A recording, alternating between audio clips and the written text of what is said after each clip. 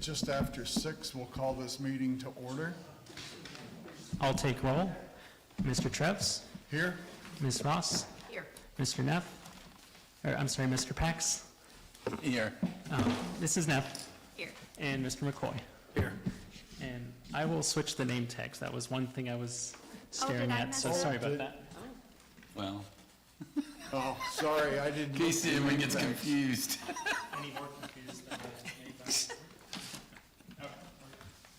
All right, now that we've got our names straight. Anyone who intends to testify, please raise your right hand and be sworn. Do you solemnly swear that the testimony you shall give shall be the truth, the whole truth, and nothing but the truth? If so, state I do. And then when you come up and your turn to offer testimony, please state your full name, address, and affirm that you've been sworn. I do. Thank you. All right, I'll take it away. So good evening, members of the Board of Zoning Appeals.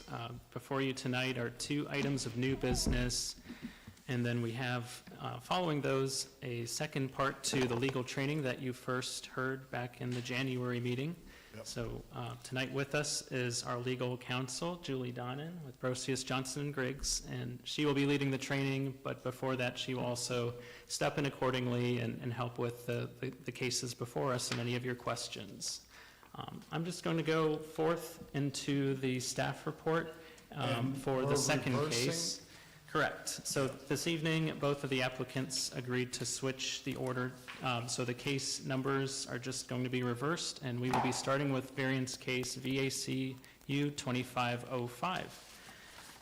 This would be an application for the Pizza Cottage by the applicant Stan Young with Brenham Sign Company on behalf of the owner Affinity 9 Realty.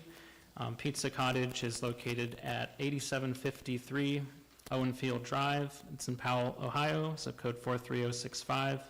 The parcel here is a 1.53 acre lot, and the zoning district is planned commercial and office district. So the applicant tonight is requesting, Pizza Cottage is requesting approval of a conditional use under section 22.04 of the Orange Township zoning resolution to permit the installation of a monument style sign on the subject property. In addition, the applicant is requesting 1 area variance from the development standards established under rezoning case 8946, which currently prohibits monument signage on the site. The proposed sign will be a double-faced, internally illuminated monument sign measuring 8 feet in height and containing a total display area of 50 square feet per side. The sign is proposed to be located 25 feet from the right-of-way line of US 23.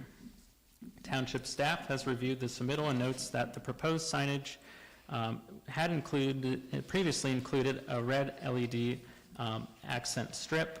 I have given to all of you the updated plans which remove that accent strip, so there is no variance for that item as it's been removed. The subject property, as stated, is located at 8753 Owenfield Drive and has parcel number 318-324-11003-000. For the surrounding area, the directions, firstly to the north, the zoning district is planned commercial office, and in fact in all 4 directions, the zoning district is planned commercial and office. To the north, the land uses include Subway restaurant, Roosters, men's grooming center, and Chipotle, as well as some other restaurants. To the south is the Del Taco parcel. To the east is US 23 right-of-way, Wings and Rings, Bank of America, and the North Point Plaza Shopping Center. And then to the west is land uses for Home Depot and a car wash. So there's the zoomed-in aerial, relatively new, that I believe is 2024's. And the zoomed-out aerial, this parcel again right along US 23, and also with Owenfield Drive parallel to US 23 on the west border.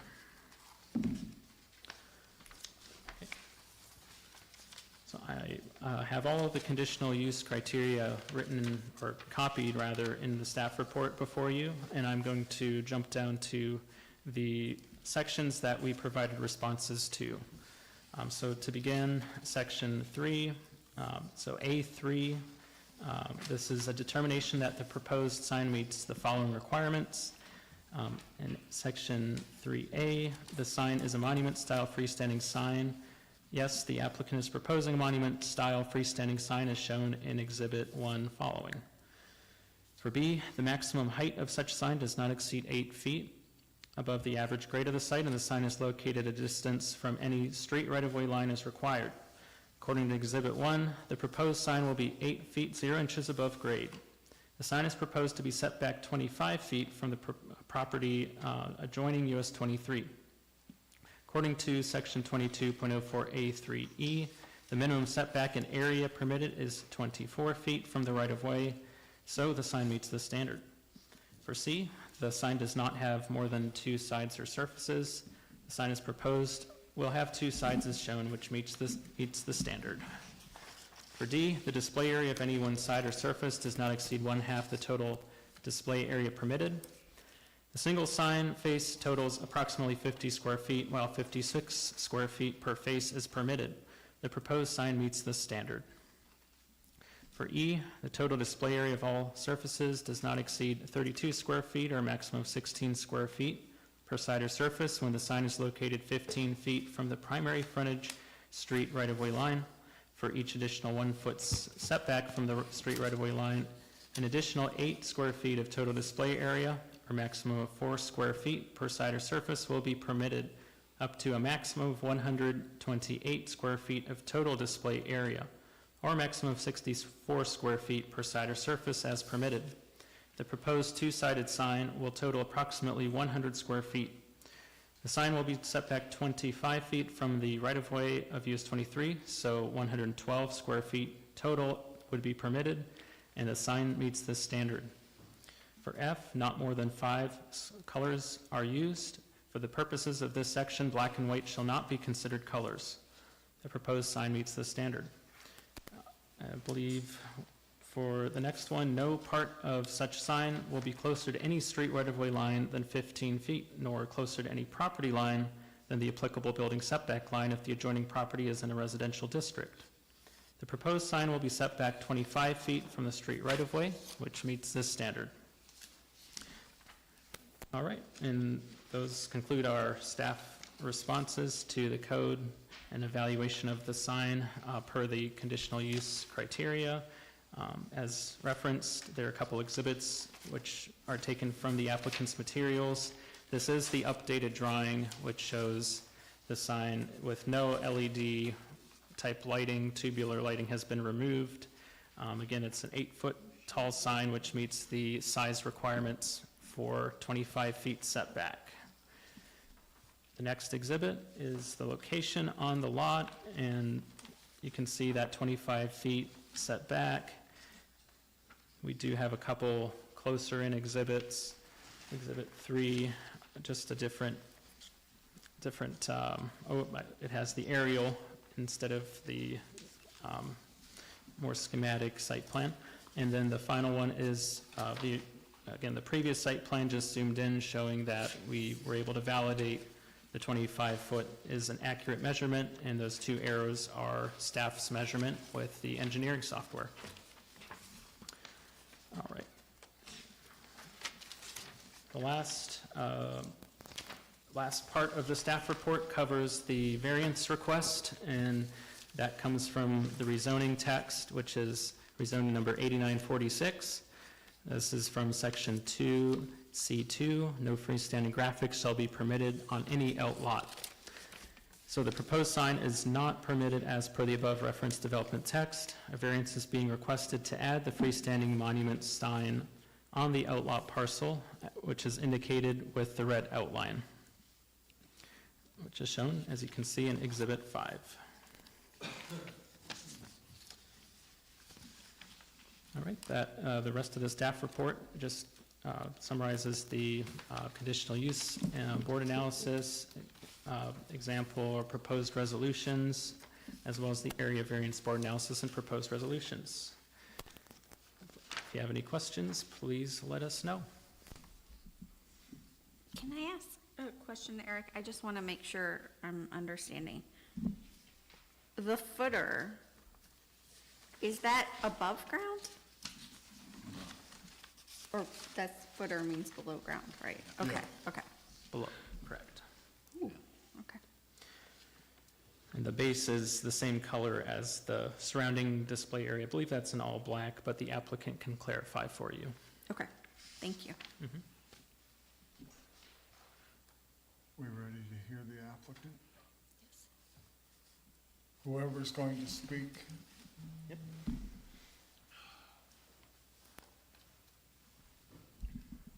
Identify yourself. Good evening, Stanley W. Young III with Branham Sign Company, 127 Cypress Street, Reynoldsburg, Ohio, 43068. And yes, I have been sworn. Okay, thank you. Thank you. What would you like to tell us about this sign? Well, I think first and foremost, this request is pretty consistent with what has been considered appropriate signage for conditional uses for this, not only this location, but other locations within that district. Del Taco being one example, I think Broken Egg being another.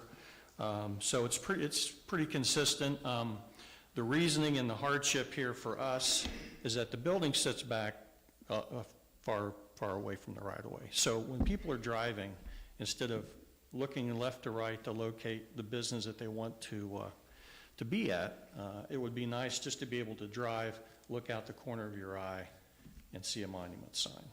So that's the idea behind this one, and I'm sure same consensus with the other ones that have been previously approved. I think staff did a great job putting this together, and I don't know that I have any questions. If you have any questions for me, be happy to answer those. Question? Can you tell us the lighting on this sign? Sure. The overall, do you have a good color? I do. Okay, because I brought some copies here if you didn't. The overall construction of this sign is basically made of eighth-inch aluminum, and then what they do is they put the sign face flat and they computer out the lettering out, and they back that up with plexiglass, decorate it with vinyl, and then inside for illumination would be LED strips instead of the old HO lamps, which are very maintenance intensive and they are expensive to use. LED is much more energy friendly and much less maintenance wise.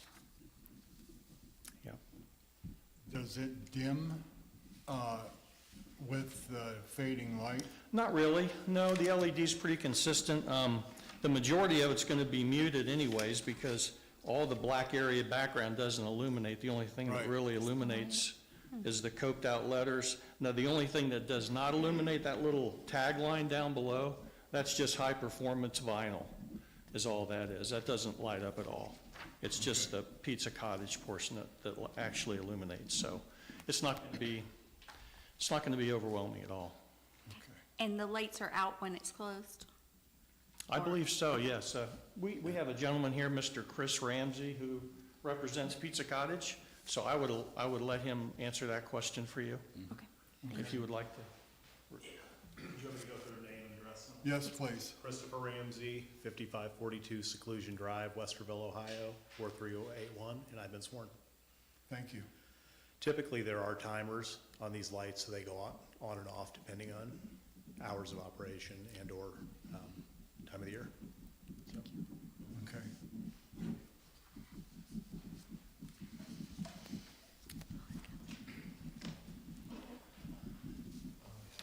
I only have one question. It's not about the sign. It's about the poor confused soul that had this picture made with this little Michigan Wolverine thing in the bottom corner.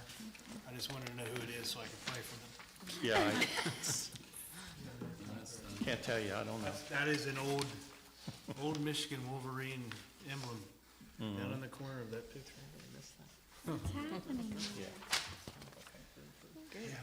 I don't know who's responsible for That's that. all right. It's not going to affect your decision. What?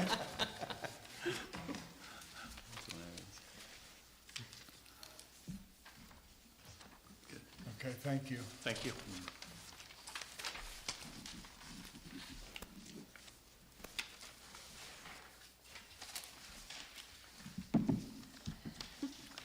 I'll make a motion. Yep. Based on factors presented this evening, I move to approve case number VA-CU-25-05 for Oh, the... wait, hold on, Excuse me? Oh, yes, I'm sorry, public comment. Oh, yes, I'm sorry. sorry.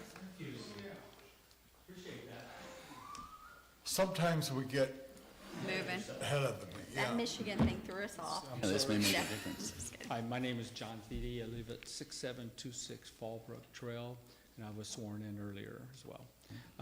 I only rise because this is something that has come up numerous times to the board, and numerous times they have been denied, not specifically this one, but other locations. And we do have another one tonight that we'll be talking about. I mean, the zoning that's there says that you can't have the signs, and I'm confused myself of why these keep coming up. They were denied in the past. They come again, and it sounds like, let's vote to go ahead and approve it, since Joe started to say that.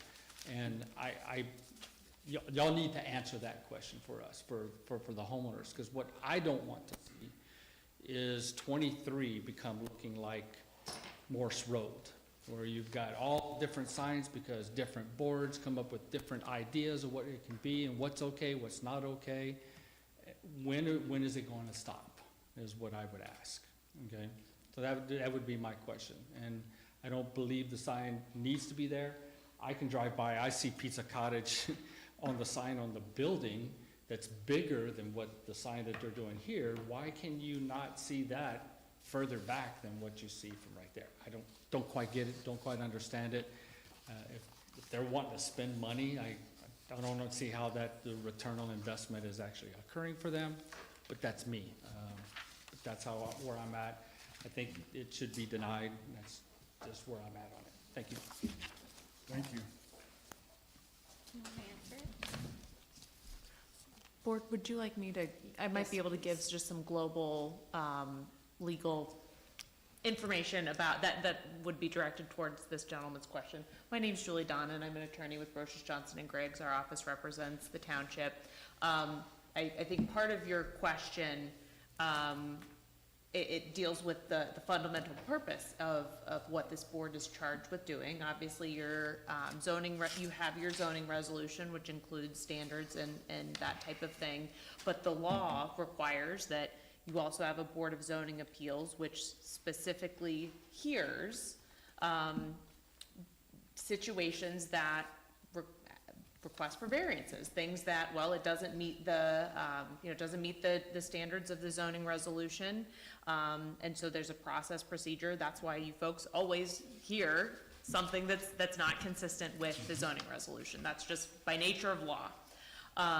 And obviously there are standards that have to be met in order for for the board to approve an application. But as the gentleman said, you folks have approved some, you've denied some, and that's just part of the overall process. What I can say is,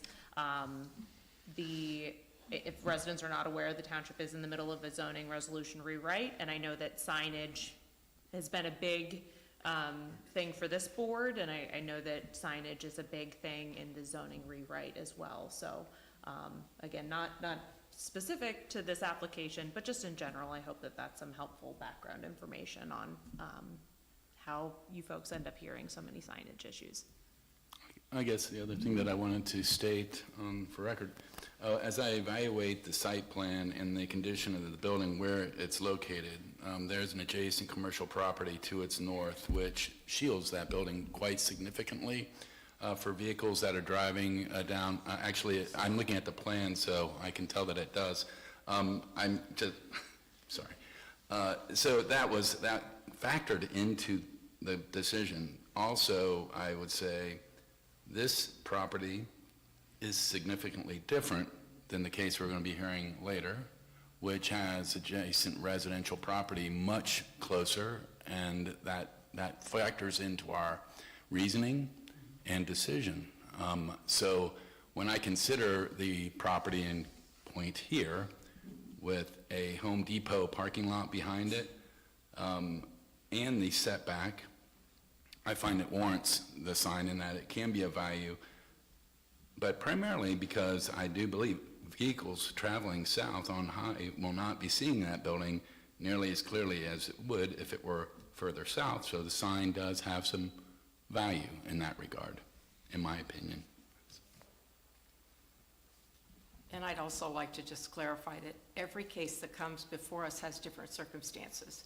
And that is why this is a quasi-judicial meeting and board we hear testimony. And we are not allowed to consider any testimony. It's not presented to us this evening. Is that correct? Correct. So there is no precedent. We're only making our decision based on the testimony we hear this evening on this property. I have a follow-up question, Joe. That's fine. Come to the microphone, please. So can you show me on the board where the setback for their building is different from the setback of the adjoining building to it? Because when we look at it on maps, it looks exactly the same setback. Let's see, this is the image I'm looking at right here particularly. And what that is just their building, so. You could also go to the auditor's website. I did open that on internet. I don't, it's not exhibit mail on this So one.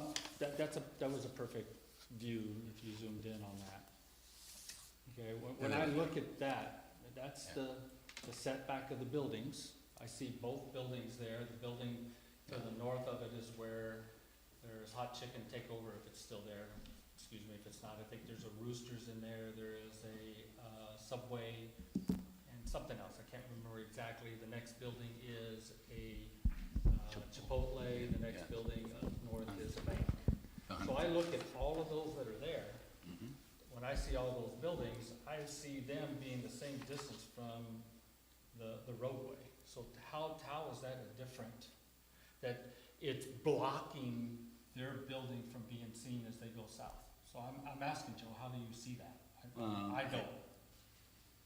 Well, I It's mean, I not guess when- straight. Remember that it's on an angle. No. I'm looking at the zoning of the front of the buildings, to the distance to the property line, to the distance to the white line that's there, which is, I would assume, is the middle of 23. So how is any of the buildings up to the north of that blocking the view to that building there? Primarily just from the standpoint of the proximity of the commercial property to the north of subject property. It's very close. So when you got vehicles traveling south, again on 23, the ability to see that is When's physically. the last time, Joe, you drove down that way? I've just never driven down 23, no, So I mean, you come on. don't know. I go to Home Depot more than my wife wants me to, so I've been on that road in those areas many times, but But I your- live- Your comment was just a moment ago saying that his building is set back so far from the adjacent building that you can't see his building. It's not. it would, the north side of of the subject property will be blocked by that adjacent building, obviously, from view.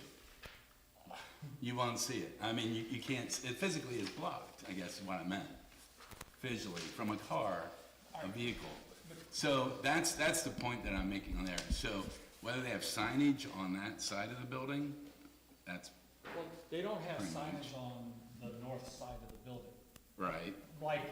So the That signage that they rightfully have, which is quite couldn't large, see is it, on the but- east side of the building, facing 23. Yes. Okay, so I still ask again, nobody along that whole road has any signage on that north side of their buildings, because the buildings are too close to each other. There's definitely more space, I guess what I'm saying, from those other ones, especially on Chipotle, but from the Huntington. But that's the only point that I was seeing in my analysis of it, was that proximity.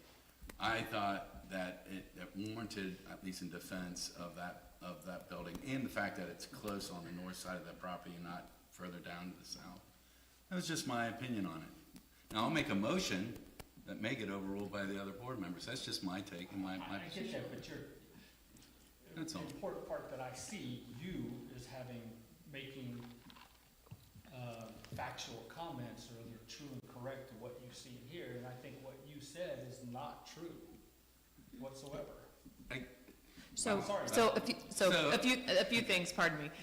That's fine. Sir, the board can consider testimony, so if you would like to provide factual information and evidence, you are Yeah. welcome to do so. The evidence is there.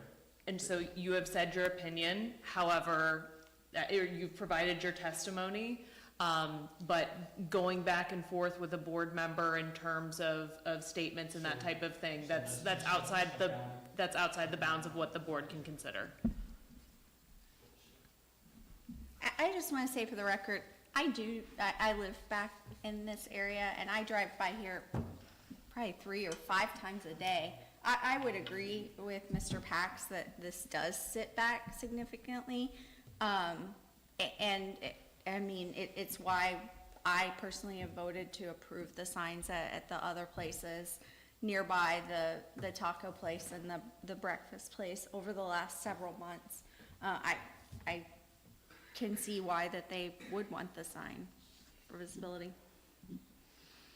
Ma'am? Hi, I'm not sworn in yet, so I don't know what I need to do. Do you solemnly swear to tell the truth and nothing but the truth in your testimony that you're about to give? I do. Okay. Please state your name, address, I'm on the wrong paper. Name, address, and the fact that you've been sworn in. Okay. Robin McComb, 6710 Fallbrook Trail, and I have been sworn in. Thank you. Thank you. I want to go back to one of the comments he said when presenting, is that, we purchased this lot and it didn't have a sign, and it's basically affecting the business. They purchased the lot knowing there was no sign and knowing the zoning didn't allow it. So that kind of, they learned because of business that maybe that's not the best location for the business, but they knew what they were buying. So that's point one. Point two, agreed. If you look at the map, they are in a row. And if you see Chipotle is not hurting, and they all throw up additional signage out there, and what it's becoming to look like. I've lived in this township since 2000. I moved here pre-kids. I've put my kids all through the schools. I have pride in the community, and I'm trying to maintain that community, the aesthetics and everything, all the way down to yes, this is more of an industrial area, but it's that slippery slope, right? We throw this sign in, then the next one, and the next one, and the next one. And right now, your zoning has done a very good job for our neighborhood, because that's additional, where there's homes, there has been more discussion, and we value that. But I also fear that little bit at a time, everybody's gonna have, and I know we've talked about precedent does not get set, it's an individual case basis, appreciate that. But the weight of your decision is more than one property. And we drive there, we live there, we see it. We don't want it to look like Morse Road. I've lived here since before Morse Road. And it blew up and then it fell down. And it's ugly now and it's sign ridden, and nobody's gonna take those signs down. Once they're up, they're up. And so I ask you to consider the weight of your decisions here and the impact. And let's consider if you lived right up the street or right behind it. What if you live, people that live behind Home Depot, they have a real problem with all of it. So I ask you just to consider the weight of that, and even though each case is a single case, it still is what we see every day driving to and from home, all these signs popping up. They don't even know if it's gonna be lit at night. So they're gonna maybe get it passed, maybe it's gonna be lit at night, maybe not, we don't know.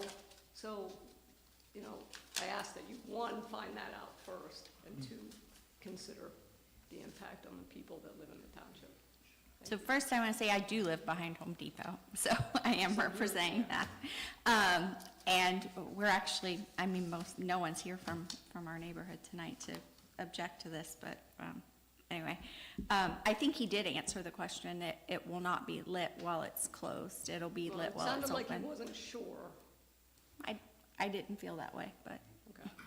I'll let him speak to that. Could you please clarify that for us? Yeah, I operate the business, I don't design the signs, so typically, every sign in 35 years that I've been doing this has a timer that you turn it on, you turn it off when you want to turn it off. It's typically a timer that just gets adjusted based on the light of the business. So we close at, 10 or 11 PM, depending on the day, so the sign would generally go off at 10 or 11 PM when the business closes. I do think that it's a valid question from the resident. The lighting, if you're not in operation on your hours, it seems logical that the light or the signage would not have to be illuminated. There's some concerns that we see a lot of residents about light pollution, just any glare that's caused by signage that wouldn't necessarily need to be on, and that helps with habitat and everything else. So in one way, I don't know, as a condition of the approval, that be stated as a condition, that it's illuminated only during business operating hours. I'll let Julie confirm for sure, but it is something within the realm of signage that we could do. Okay. That would be good. I'd like to, as a condition, at least of the approval. I was making motion based on that testimony earlier from the owner. So, yes. And it does address the residents' concerns. The sign that exists already on the building does have a timer. This would be designed the same way. That does turn off. The only time it doesn't, daylight savings time. If timers get wonky for a few days, you gotta readjust it, but Makes it sense. does typically turn off when we close. That's fine. Thank you. Appreciate that. Thank you.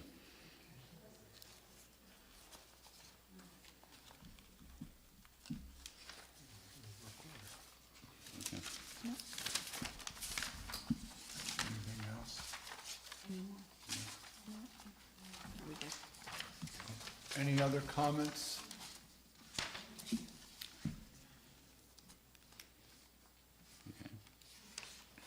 All right, based on factors presented by the applicant as well as residents, I move to approve case number VA CU 25-05 for the property located at 8753 Owenfield Drive, Powell, Ohio, seeking a conditional use from Orange Township zoning resolution article 22.04A to allow for the construction of a monument sign in an area zoned, am I in the wrong one?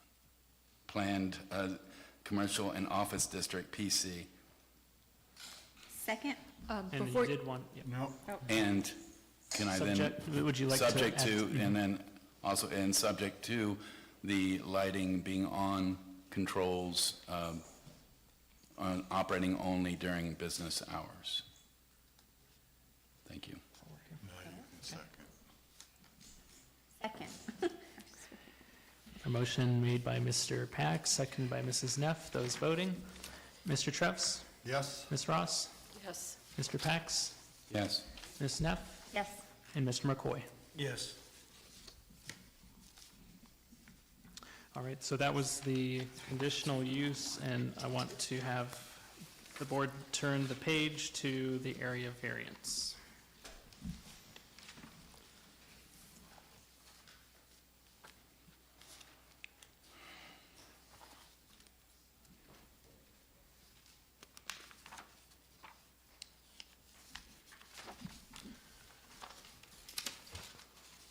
Procedural question? Why was that, the order was in this order? Because if we do the first one and then There's no location. there's no location for it. So procedurally, shouldn't we have said that the location is okay? So you were asking if we should have done area variance? Just flipped them. Yeah. And that's just for me. So, What do you think, I Julie? think it's okay. It's a fair point. You're not wrong. You're not wrong that theoretically, there could have been One a. precedes Yeah. the other, but, But yeah. I think it's okay since it was basically heard as one Yes. application, I agree. but that's a fair point. Understood. Order of operations. Before we make any motions, any comments from the citizens? Anything the applicant wants to say? No, I'm fine. Okay. Thank you. I'll make a motion to approve. Based on these factors, I've moved to approve case number VA-CU-25-05 for the property located 8753 Owenfield Drive, Powell, Ohio, seeking an area variance from Township rezoning case number 8946 to allow for the construction of a monument sign on the outlot identified in Exhibit 5 of this report in an area zoned planned commercial and office district, PC. I'll second. Motion made by Ms. Neff, seconded by Ms. Ross. Those voting, Mr. Trevs, Yes? Ms. Ross, Yes. Mr. Pax, Yes. Ms. Neff, Yes. and Mr. McCoy. Yes. Motion carries.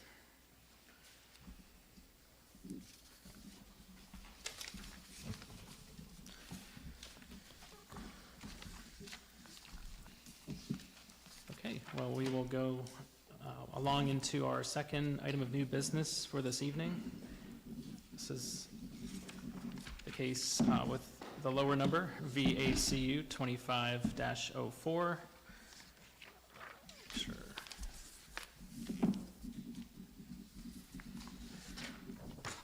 So this case is being requested by McDonald's, the applicant being Rebecca Green with Zoning Resources. The site here, the address is 6691 Artesian Run, Lewis Center, Ohio, zip code 43035. This parcel size is 2.35 acre lot, and its zoning is planned commercial and office district. So going to the summary now. The applicant is requesting two area variances, one from rezoning case number 18517 Old Tangi Crossing South to allow a monument sign along US 23 where it is prohibited. And the other variance request is from section 22.05B of the Orange Township zoning resolution to allow for an electronic message center type sign, which will be abbreviated EMC. The monument sign will be two-faced, standing 80 inches tall by 99.5 inches wide.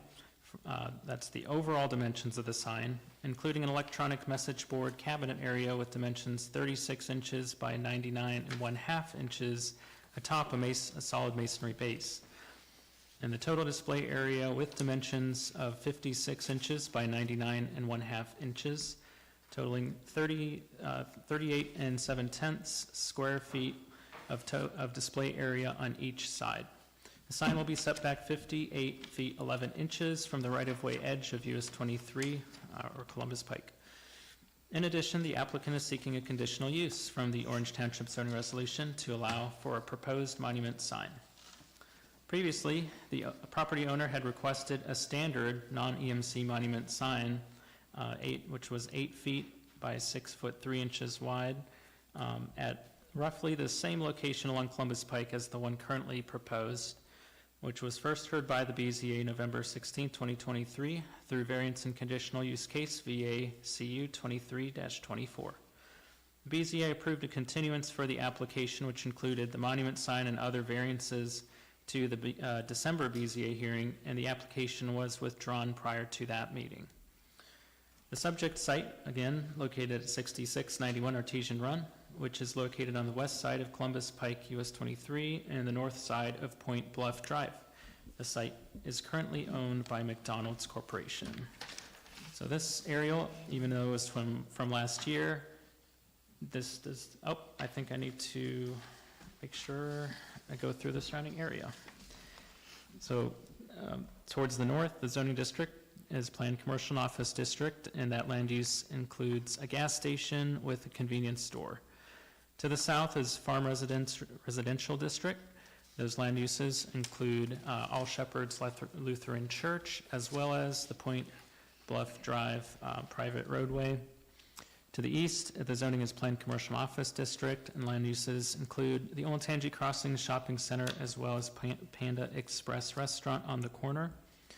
And then to the west, the zoning is single-family planned residential, and the land use is the Olentangy Crossings subdivision. Okay, so now the aerial, this from last year is just ahead of when construction was started. I understand that the construction was finished towards the end of 2024. So for the context, we'll move to the zoom out aerial. You can see that location on the west side of 23, just south of Lewis Center Road. Okay. So I believe I stuck the exhibits first, so you have a good understanding of the sign being proposed as it was described. The sign has that inset for an EMC, an electronic message center. The top portion is a solid non-EMC display area for McDonald's, including the logo as it's depicted. This first area variance is from the rezoning case 18517, and specifically from section 14.07N, which states no ground monument signs will be permitted along US 23. So the monument EMC sign is proposed to be constructed 58 feet from the right-of-way line of Columbus Pike and having a display area of approximately 38 7/10 square feet per side. A monument sign at the setback of 58 feet is allowed to have a display area of 64 square feet per side for a total of 128 square feet total on both sides. Therefore, the monument sign meets the allowable area as per the code requirement. So for the other area variance, that's from the zoning code section 22.05B, which states signs not otherwise specifically authorized by this resolution.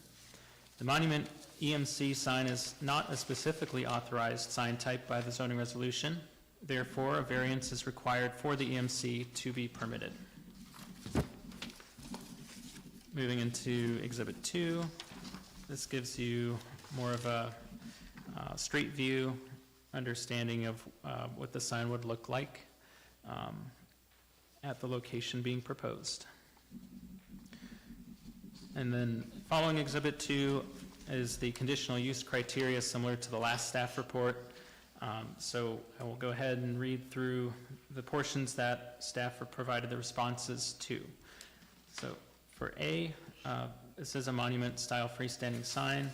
The applicant is proposing the construction of a monument sign. Conditional use authorization is needed for a monument sign.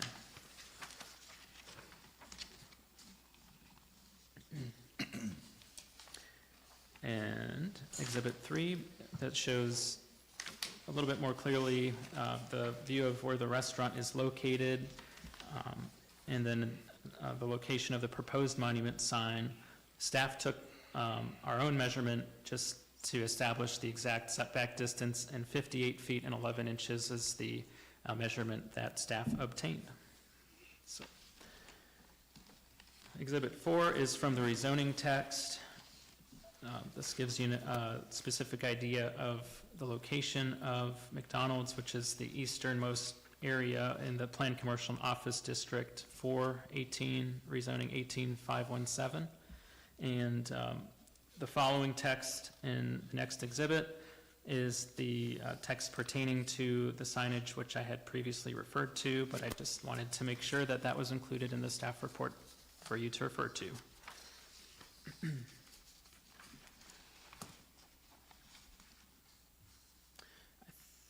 We are through with this staff review and analysis portion.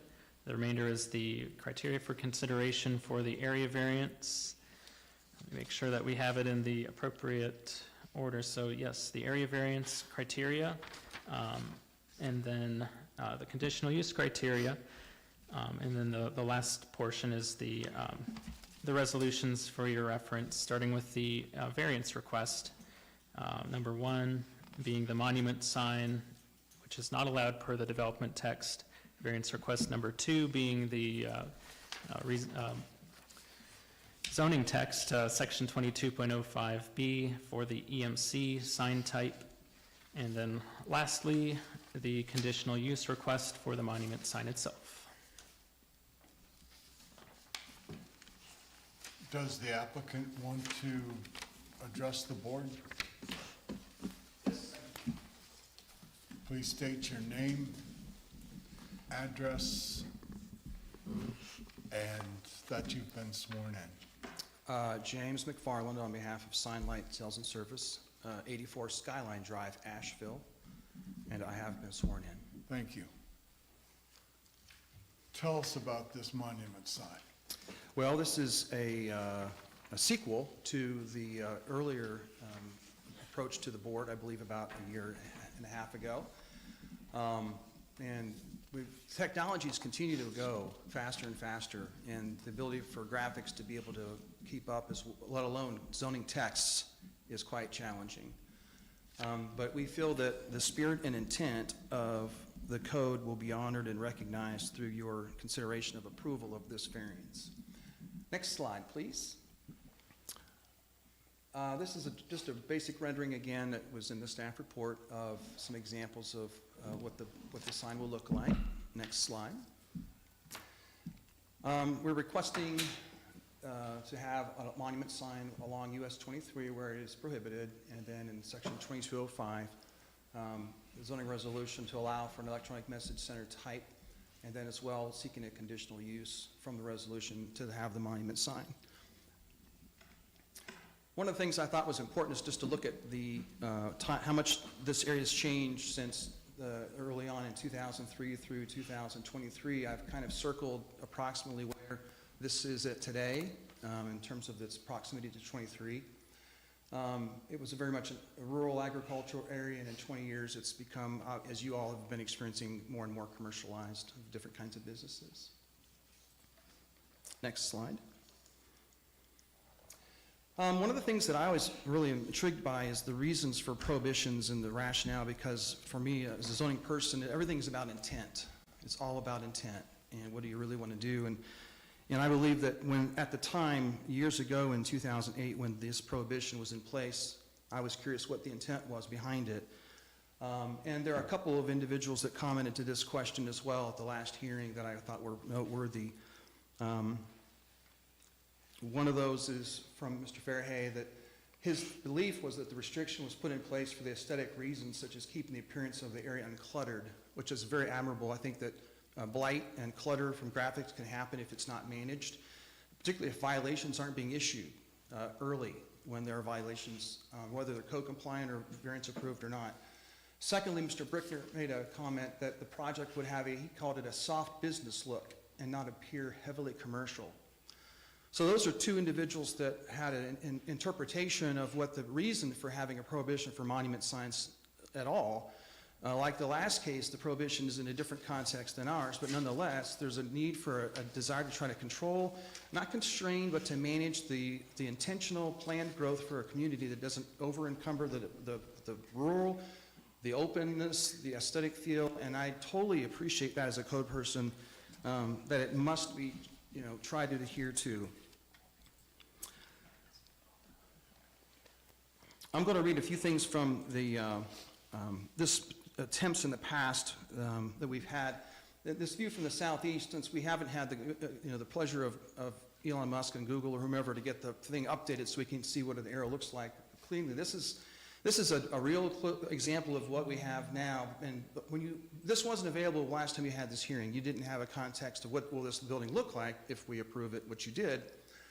And so you can see this is what it looks like from from the southeast side. Next slide shows the example of approximately where the sign is going to be placed, and it's not there now, but it's going to be in line with where the church's monument sign is. That's one adjustment that McDonald's wanted to make, is to have the signs aligned.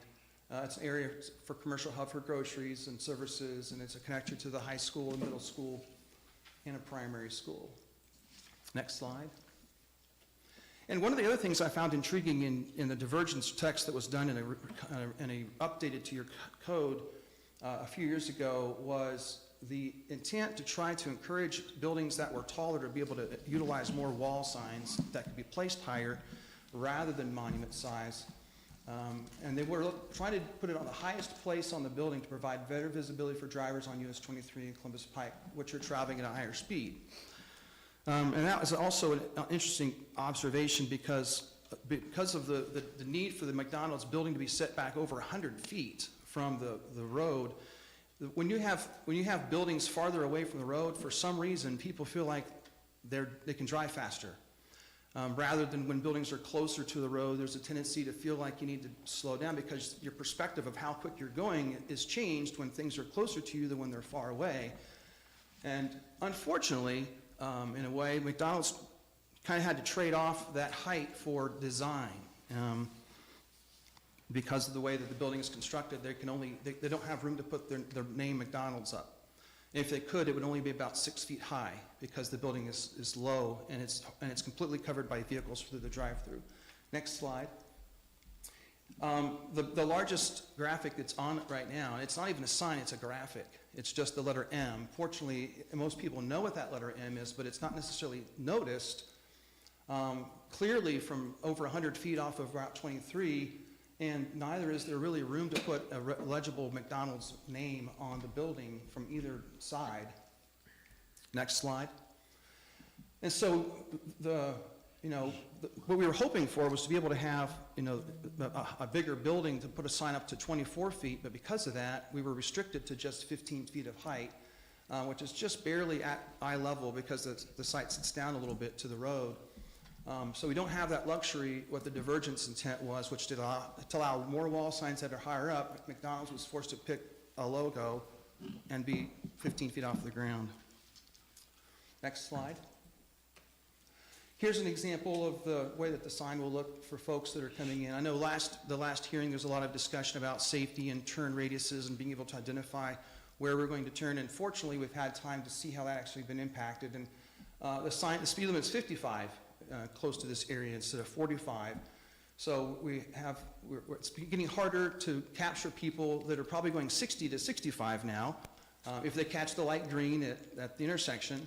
And we think that the sign will certainly help to get that glimpse as they're driving down. And this is a rendering of the perspective of what the sign will look like as it's lined up in the same way as the church's monument sign, which has changeable copy as well. So our variance, and this is from staff report as well, that no ground sign is permitted along US 23, but because of the development text, the restriction is in place, but if this was just looked at as a straight, based on basic code, therefore the monument sign does meet the allowable areas per the code requirement, and allowing to have one per business establishment. And one of the things that we've noticed is there's other business establishments of different types of business services that do have monuments, some of which may have been restricted or had to receive variances as well, as you just gave one to another business, another restaurant just down the street just before our hearing. And these are some illustrations of the other graphics and other ground signs that are in the close proximity. This is the original ground sign from 2023, just to give a perspective. The one that we're proposing is shorter and includes an EMC. Next slide. And the sign was going to be 78 feet, but because of the keeping it more aligned with the existing sign at the church, we had to move it up to about 58 feet.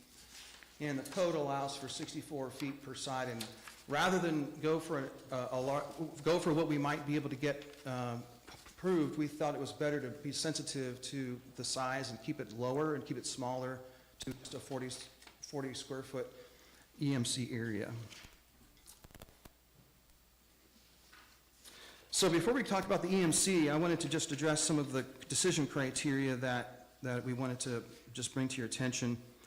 I mentioned having the sign in line with the church to be more compatible to what's already there. We also wanted to recognize that in 2008, the board approved a monument-style sign with a setback of about 40 feet from the right-of-way where the Kroger gas station is, and it also included automatic changeable copy. The second justification for the variance in terms of special conditions, number 2 for your decision criteria, we think that this sign is justified for not just the safe travel for folks turning onto Point Bluff Drive and on the site, but we also think that it's important to be able to be competitive with the market. This particular McDonald's is not keeping up with other McDonald's that are of like demographic and customer base, and not just because of the location being set so far from the road, but the word McDonald's isn't anywhere to be seen. It's just a beautiful building. It's a beautiful building, but it's very attractive, but it's something that I think is important that the word McDonald's is part of the business, that it need to be seen. We think that the spirit of the resolution will be observed and substantial justice done by allowing the McDonald's monument to be approved, and that there are some literal enforcement might result in some practical difficulties that are just making it more difficult for people to make the turn in or to notice that the McDonald's is there. It just needs a little more type of a monument like this for people to see.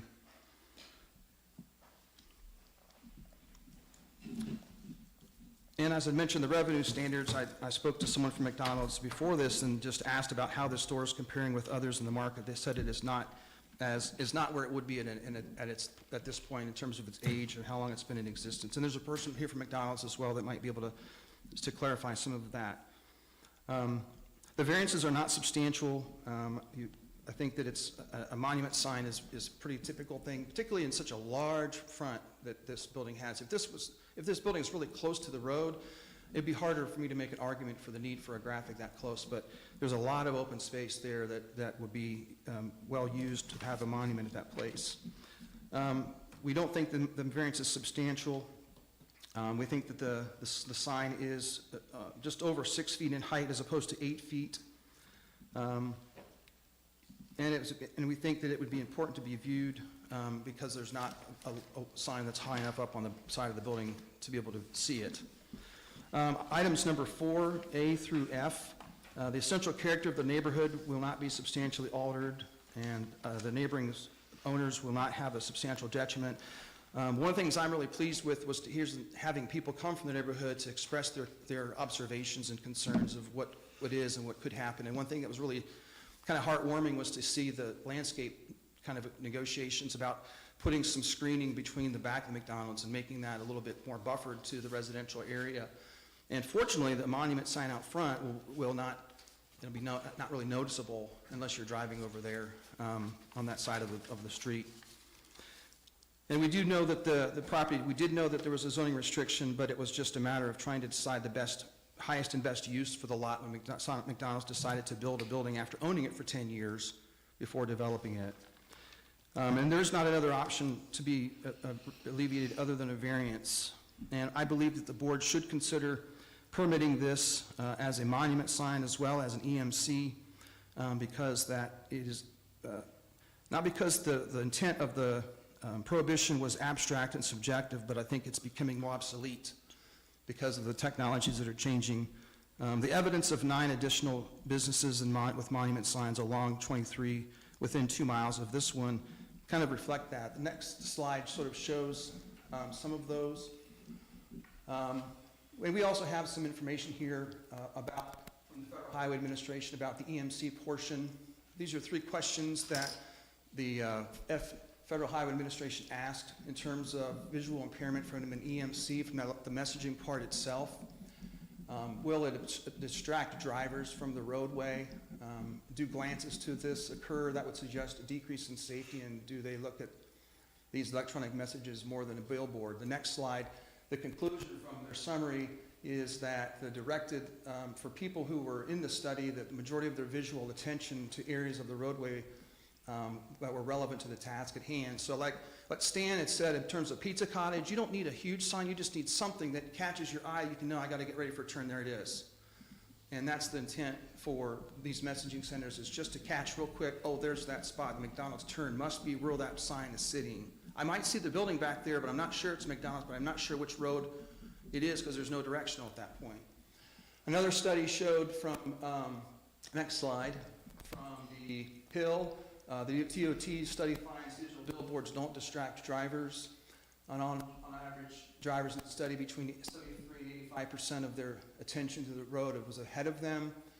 The range is consistent with early field research, and the presence of these electronic message centers don't appear to be related to a decrease in looking toward the road ahead. Keep your hands at 10 and 2, looking ahead. It doesn't seem to impact that.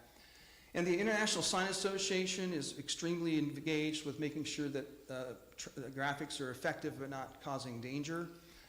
Digital signs don't make drivers look away so that they may be dangerously distracted. And I have a witness here from the manufacturer of the EMC who's going to share some more of the specifics of that. He'll be able to answer your questions better than I can. The next slide. Just to let you, just kind of comparing apples to apples, in our opinion, this is a great example of before its time. Our firm does all of the sheet stores, and we do all the graphics for sheets, and they use EMCs and digital a lot in terms of all the graphic approvals. And we think that it's important because the price of gas is critical to people making a decision about whether they want to pull in there for that service. But equally so, next slide, I think that a price of food is also critical to make a decision if you want to go in and get something to eat.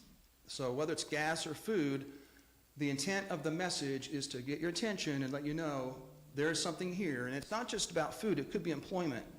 It could be community services. There are other things that this EMC will be utilized for than just a McDonald's McMuffin. There are other graphics that are in the area that are closer to the road than what ours is. They're on smaller lots than the one ours is. I don't know if there's been a violation for that flag sign or not, but there probably aren't. There was, and they did remove it. Okay, all right, just checking. What was So- the flag sign? The flag was open. Yeah, there's flag signs. They creep, those things creep everywhere. Finally, just to let you know, we went through the checklist and we think we meet every one of your criteria for the variance. Next page. Items 4 through 4C, all of these decisions that we have to make and you have to make as a board for a rationale for your decision, we think we meet all of those. Same thing with the conditional use criteria, we meet all of those.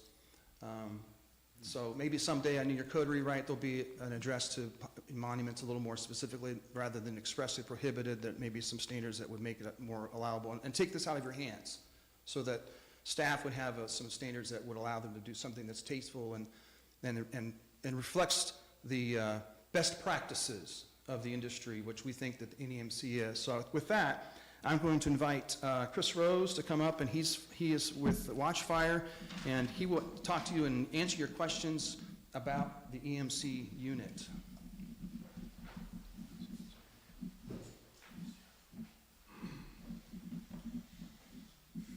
Thank you all. Chris Rose, 650 Lighton Court in Gahanna, Ohio, and I have been sworn in. Thank you. Happy to address any questions that the board may have. I am the manufacturer representative for Watchfire. We are a premier manufacturer of electronic message centers and displays. And we have case studies that have not been put on by us or funded by us, but from the Department of Transportation and the Federal Highway and Safety Administration. And I would just love to try to address any questions that you all may have. I have one on the rate of change. How often could the sign be updated? It's a great question, and the software that we produce that is proprietary to our signs has full control from an end user perspective. There's an administrative account that can detail all of those. However, we've been in this for 93 years. We started as time-o-matic, the bank flashbulb, time and temperature. And so we understand that there are municipalities, things that we need to adhere to. We can preset rate of change minimums with our displays. And that's all based on your guidance and what agreement we can come to.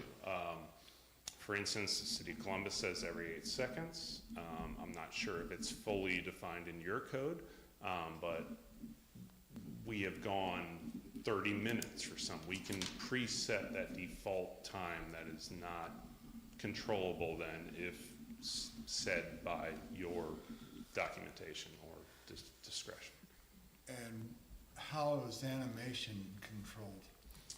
In the same sense, we can eliminate from the manufacturer's side the ability to have flashing, moving, chasing type messages.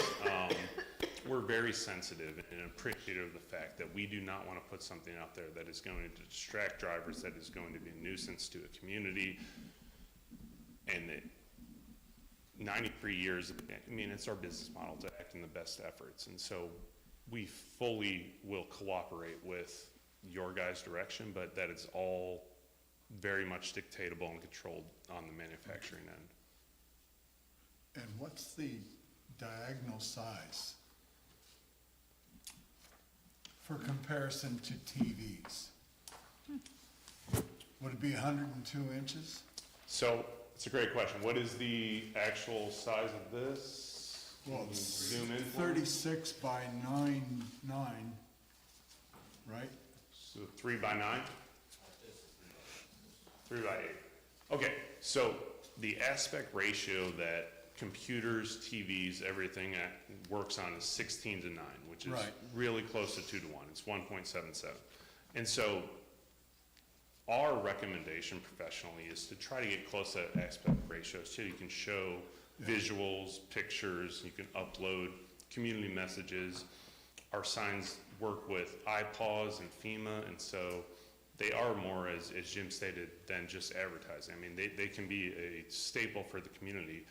If there's an Amber Alert, we have an option with the software that allows that to immediately display. Tornadoes, whatever we have, winter storm warnings, that sign can dictate that. But in this case at 3 by 8, I'm not really good at math, so I can't tell you what the diagonal is, but that is a professionally recommended aspect ratio that they are pursuing. Yeah. Does McDonald's use their signs like this for Amber Alerts or tornado warnings or anything in other They do. areas? McDonald's is one of our corporate clients. We have 70,000 of these signs out in the United States, and McDonald's does occupy a large percent of that. That we have 12 official corporate clients, McDonald's, Wendy's, Bojangles, I can go on. And they do opt in. It depends on if it is a franchised owned property and or a proper McDonald's property. But again, that option is there for them to utilize. Yeah. It's approximately 114 inches diagonal. Close to 10. Yeah. Okay. I have a question. When you guys came through the last time, I believe the monument sign that we were looking at was a static, just a big M. It was really big though. What is the shift from the static M versus to going to this digital? What was the thinking there? I'm going to plead the fifth on this. Okay. It's going to be better, suited by. Because I know it was really big, but I'm just curious what the switch is all the way to this. Spitballing, I would say that McDonald's and the constituents I'm working with are very sensitive to what Orange Township is doing and do not want to detract from what this community is. And in that sense, saying we would like to play ball and say, let's give something that actually meets your guys' code and that works, and we're not asking for So it meets the code in every way except for the Correct. fact that we don't allow It's also money. the flexibility of utilizing technology that they didn't really think they would need or want to here. And now that the store's open and they've had a lot of community feedback, this is a natural next step for them to be more engaged with the community, to provide more information out front than just the letter M. So actually more of an advertising sign than a wayfinding sign.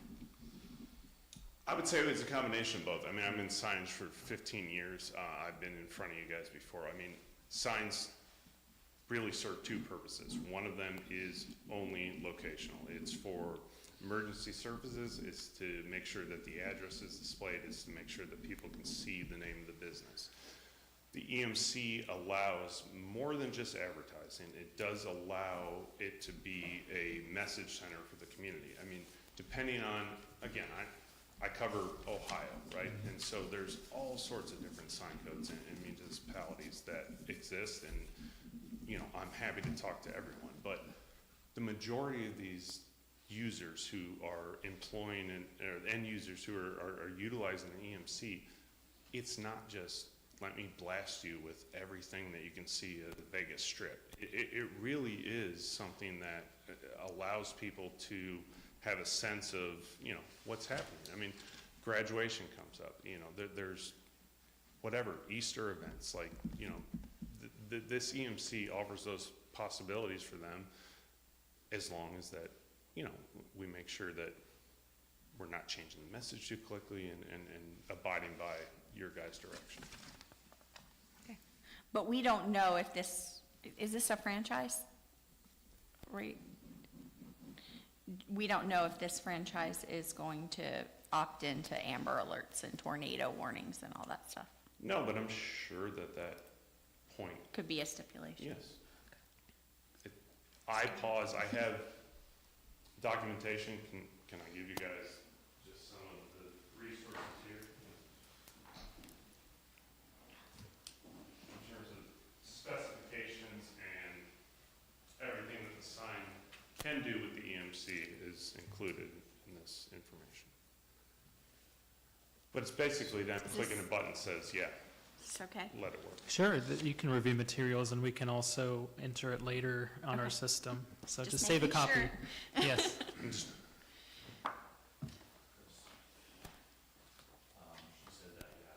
Oh,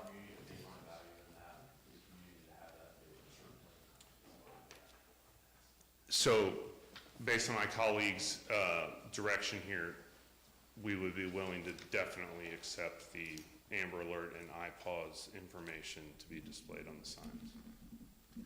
thank you. You're welcome. Other questions? What's the intensity of the illumination on that thing? Great question. It depends on the resolution. However, the max is 10,000 nits, which is different than foot candle lumens. That's at a 16 millimeter resolution, which means the negative space between the LED pixels are 16 millimeters apart. At 10 or 8, it drops down to 10,000 nits, and that's the maximum brightness, which our signs have louvers on them to direct sunlight and visually help see the imaging. They are, again, through the software, automatically dimmed down to 20% of that during the evening hours. Basically, it's all cloud-based, so when the sun sets here in Columbus, it's going to dim down. The end user or a sign code can dictate that and be orchestrated again on the front end by the manufacturer to say, if you want it down to 15% of that, if you want it down to 10% of that, all of that is controllable, as well as the hours of operation. Yeah, this is a 24/7 McDonald's, right? So I assume it would be going 24/7. Unless you Unless say, you hey, say let's turn otherwise. it off at midnight and on at 4, yeah. Okay. But to the board, I mean, you guys are always doing the right thing and acting in the best interest. And so I think everyone's just, you know, trying to find a middle ground here where business and community can, you know, evolve with what technology is doing. And we're very much acceptable to your recommendation. Okay, thanks. Other people from the Before, Mr. Chairman, before the members of the public speak, I do want to make note for the record that we had received some email correspondence.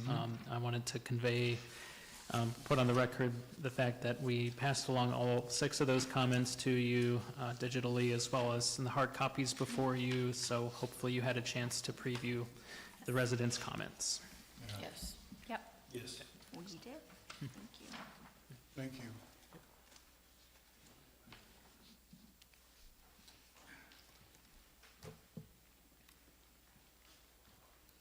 Thank you. I'm Larry Gay, 169 Long Branch Run, Delaware, 4308015. I live in the Olentangy Crossings subdivision. I've seen all the development. I've lived there for 7 or 8 years now, so I've seen the rapid development. And I'm not naive enough to think there's not going to be any development. I know that. I think for the most part, the township has been very good about controlling the development, okay? But it's hard for me not to be skeptical about the gentlemen from McDonald's. All the positive benefits they claim this ugly sign is going to provide is not what's important to them. What's important to them is the bottom line. They think it will help to increase their profit. I understand that, okay? And I do appreciate the landscaping around, the structure of the building and the landscaping. I think that was well done. This is going beyond the pale, though, okay? You may not know the church right next door applied for a sign similar to this 2 or 3 years ago, denied. I heard earlier that this should have nothing to do with presidents, but you understand, if this is okayed, you're going to have the church, I know you're going to have the bank, okay, and probably a number of other businesses try to get the same thing, okay? So this is not about slowing down traffic. This is not about putting up signs about tornadoes, or this is about profit, okay? And I like McDonald's, okay? But I don't like what their response to what they think they're going to do to our neighborhood. It's not going to destroy our neighborhood, but that's not going to help it. And that doesn't fit in the original zoning restrictions, okay? And nothing they've said justifies violating those previous and existing zoning laws, okay? So I don't know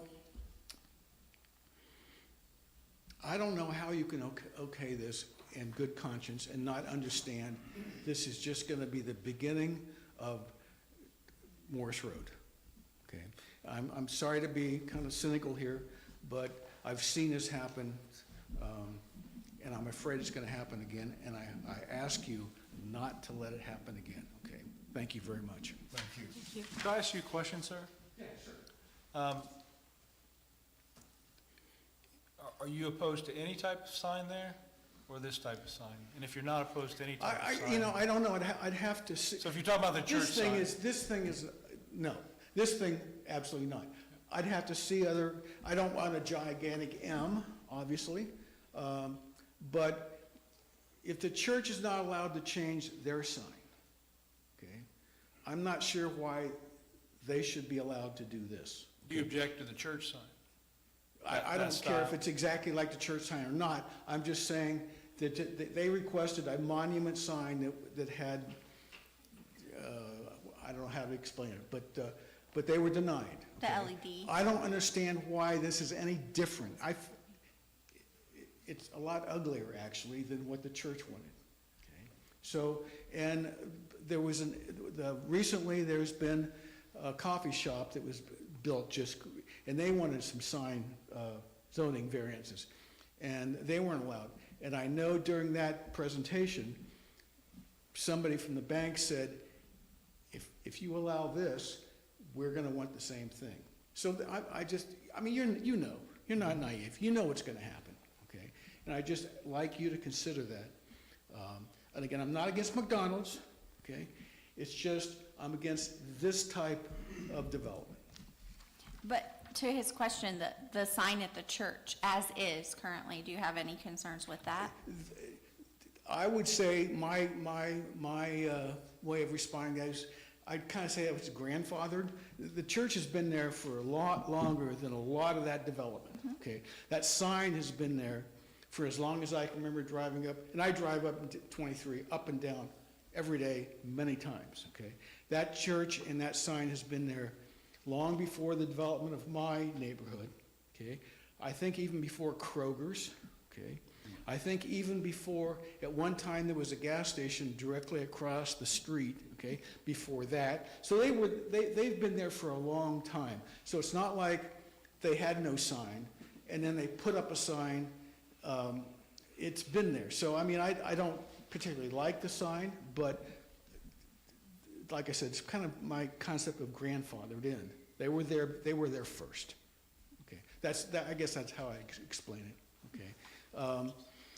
And I don't know if any of the other new developments along Artesian, the Panera, all those different, if they're gonna ask for the same type of sign or not, I wouldn't be surprised. I understand the need to draw business in, okay? But at the same time, I thought the original zoning rules were to respect the aesthetics of the neighborhood, environmental impact, all those things, okay? This is profit motivated only. It's not about, we can notify tornadoes, we can put something about graduation. That's not what they're talking about. They want to increase their profit. I'm sorry, I've said what I need to say. Thank you very much. Thank you. No apologies needed. I certainly appreciate your opinion. I don't work for McDonald's. I'm not paid by McDonald's. I have nothing to do with that. I live in Gahanna. I'm here in Orange Township. Opinions are opinions, and I understand that.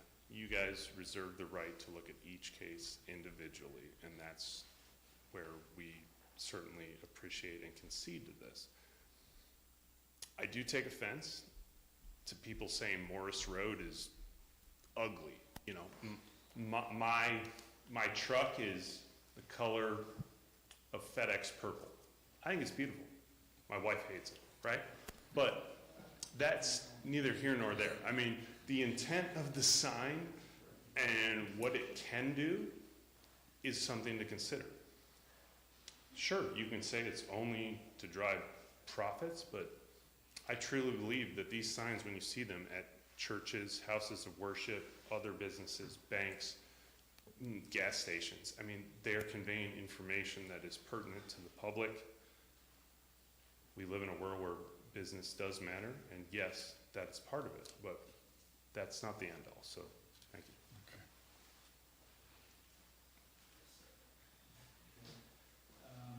My name again is John Peavy, 6726 Ballbrook Trail. I was sworn in earlier.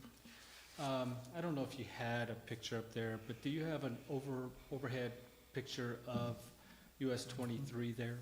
Because I want to point out something to you guys that you may be aware, but I want to let you know what the Ohio Department of Transportation is proposing for this area. Okay.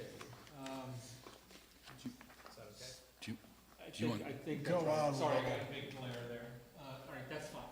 So the plan for Ohio Department of Transportation is planning from Home Road all the way up to Shanahan, making it to where there's no left turns. If I'm going north, I can't make a left turn, okay? The plan is there'll end up being no light at Lewis Center Road, because no one will be able to make a left turn in front of oncoming traffic. What you will end up having to do, okay, is I'm going north, I will have to turn right on Lewis Center Road, go up to either the light that goes behind Mark Pies, is that what it's called, or whatever that's there, or the next road behind Kroger's. eventually. Okay? In that Kroger Plaza, okay, by the Ohio State. To get all the way over to Olentangy Crossings West, okay? Their plan is to put an underpass or overpass, they don't know which one yet. I think it will probably most likely be an underpass because that takes less space that's there. So the whole big plan of all of this is, that's gonna end up happening is, hopefully at one point, Home Road will have a continuation all the way to Lewis Center Road at the second or large, traffic circle. So their hope is all that traffic that's all up here to go south on 23, for them to do that, they'll either have to go to Home Road, if that's open at that time, or they will all go up to, Olentangy West, Road, okay? Cross over, come back behind Panera Bread and all that, come up to the first little, niche next to, where Crimson Coffee is at, right there, yep. Go to that road to go south, or come up to the, which is Coal Bend, not Lewis Center. When you cross 23, it becomes Coal Bend, it's no longer Lewis Center Road, okay? Yeah. To be able to go south, okay? Same thing when if I'm wanting to go north, I'll have to go up to Olentangy West, cross over and make an exit to get up to go north. I don't know when this is gonna happen. I think it's one of the dumbest things the Department of Transportation has come up with, to do that. I don't understand the understanding of making a bunch of traffic now flow into one area and then come to our road. So, but why I'm pointing this out is the amount of traffic that's gonna throw in to the particular area that we have here. Adding a monument sign, and I'm sorry, a monument sign, its purpose is to advertise. That's what the purpose is. I mean, a billboard, any sign you see, that's the purpose of a sign, is to billboard. I'm here, buy from me, okay? The one question that I have beyond this part of that, I just wanted to point that out so that you know that what the future plans were, is my question really comes down to one thing. Why are zoning regulations, rules, provisions, whatever, created? Why? Okay? I think the reasons why is so that you come with a planned community, you have a planned what you're planning to have in a particular area, so that you don't end up with certain businesses, you don't end up with certain, just a hodgepodge of different stuff that will end up being there. We had Crimson Tide ask for a sign, they were denied. I know precedents shouldn't matter, but it does matter, okay? At a point when I'm sitting here, if I was the owner of Crimson Coffee and you allowed, when you denied me before, I'm gonna come back to you and say, I want it now too, okay? Exact same type of sign, and you tell me no, you've set a precedence by saying overrule the rules that we have. And then if you don't allow me, then I have a really good lawsuit if I have to say, good for him, but not for me. So that's my biggest concern, is that we're going down here on a slippery slope. It's gonna continue to go down. I own a home back behind there. When I bought the home, it was very early on, paid a very good price. It's appreciated to double from what it was because of the homes being sold now. And we've already had an effect by all the different businesses that have opened up there that we were told were never gonna be built there because of how it was zoned. That's just salesman, not your fault, okay? I wanna keep my property values up. And I can tell you now, I feel like since McDonald's has been there, my property value did go down, okay? And everybody else's in there did go down. The sales prices came down. We can say all kinds of other things that's occurring. I would like to keep the same look that we have already on 23. McDonald's is not hidden, Joe, so in case you come up with that argument, it's not hidden. You can see that from Olentangy West, that there's a McDonald's up there. They have signage on the north side of the building that shows it, the big M. And I'm sorry, anytime anybody sees a big golden arch M, they know what that is. They've advertised that for, is it close to 80 years McDonald's has been in business? as a whole? Okay, I don't know how long, but we all know that that's what that is. I would like to keep what we've had and continue to keep on us, so I implore you to say no and follow what we have in the zone that says no monument signs, period. If you wrote that and it was written in the rules, why are we overcoming the rules? I just don't understand that from anybody on this board or any other part of Orange Township, why well, let's just throw the rules out the wall and say, hey, you can come in and ask and request and we'll give it to you. And I just don't like that. I'm serious.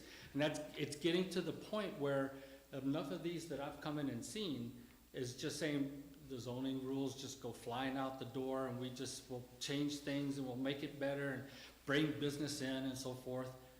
It makes me want to move and get away out of a township is what it's making me do. And I'm gonna say this up front. If this is approved, okay, I am not gonna end with just this. I will fight this. And if it takes me to court and a lawyer to get this done, I am going to fight this, okay? I've had enough with the board changing and making different rules for different people, different times, giving a variance, to a rule that's there. I just think it's unfair. I don't understand. We put people in place to do this. And I just implore you not to approve it. Thank you. Thank you. Thank you for considering the neighbors and their opinions, because I was a zoning inspector for several years down in Pickaway County inside a township, and I appreciate the passion that neighbors have with their communities and all perspectives. Nina Rogers is with McDonald's, and there's a couple things that was said that she wanted to clarify in terms of some of the questions on the community and usage of the EMC. So Nina, you're welcome to come up here. Hi, I'm Nisa Rogers. My address is 121 Keystoner Way in Delaware. I was not sworn in earlier, so I'll do this. Anyone who intends to testify, please raise your right hand and be sworn. Do you solemnly swear that the testimony you shall give shall be the truth, the whole truth, and nothing but the truth? State I do, and when it's your turn, please state your full name, address, and affirm that you've been sworn in. I do. Nisa Rogers, 121 Keystoner Way, Delaware, Ohio. Thank you. I do just want to make a comment about the advertising on the sign. And I'm sorry, Nina, where are you with? Nisa. Who are you? I'm with McDonald's. I'm with You're the with franchise. McDonald's. Yes, yes, it's Nisa, yes. I'm Yep. sorry about that. Sorry. I do want to say that we are proud to be a part of this community, not just as a business, but as neighbors who are deeply concerned and care about the people that we serve. Our restaurants create jobs, support local events, and provide a welcoming space for families every day. So the electronic sign, yes, we will be advertising menu items, limited time offers, things like that, but it's more about communication and in terms of the community as well. So we do McTeachers Nights, we do Dine and Donates, and we want to be able to advertise that to the community so they can come and support. We did one in January with the Olentangy High School, their DECA program. We helped them raise $500 for muscular dystrophy kids so they could attend a camp that they wouldn't have been able to attend otherwise. Back in October last year, we helped 2 of the Olentangy High Schools raise over $1,000 for their sports programs. So we want to be able to advertise, like I said, yes, menu items, limited time offers, but we want to be able to advertise job opportunities, family-friendly promotions, seasonal specials, and community messages. Like we said earlier, we would be willing to put up amber alerts, tornado warnings, stuff like that. So I just want to stress that yes, it is a business, but it's also about the community as well. Thank you. Thank you.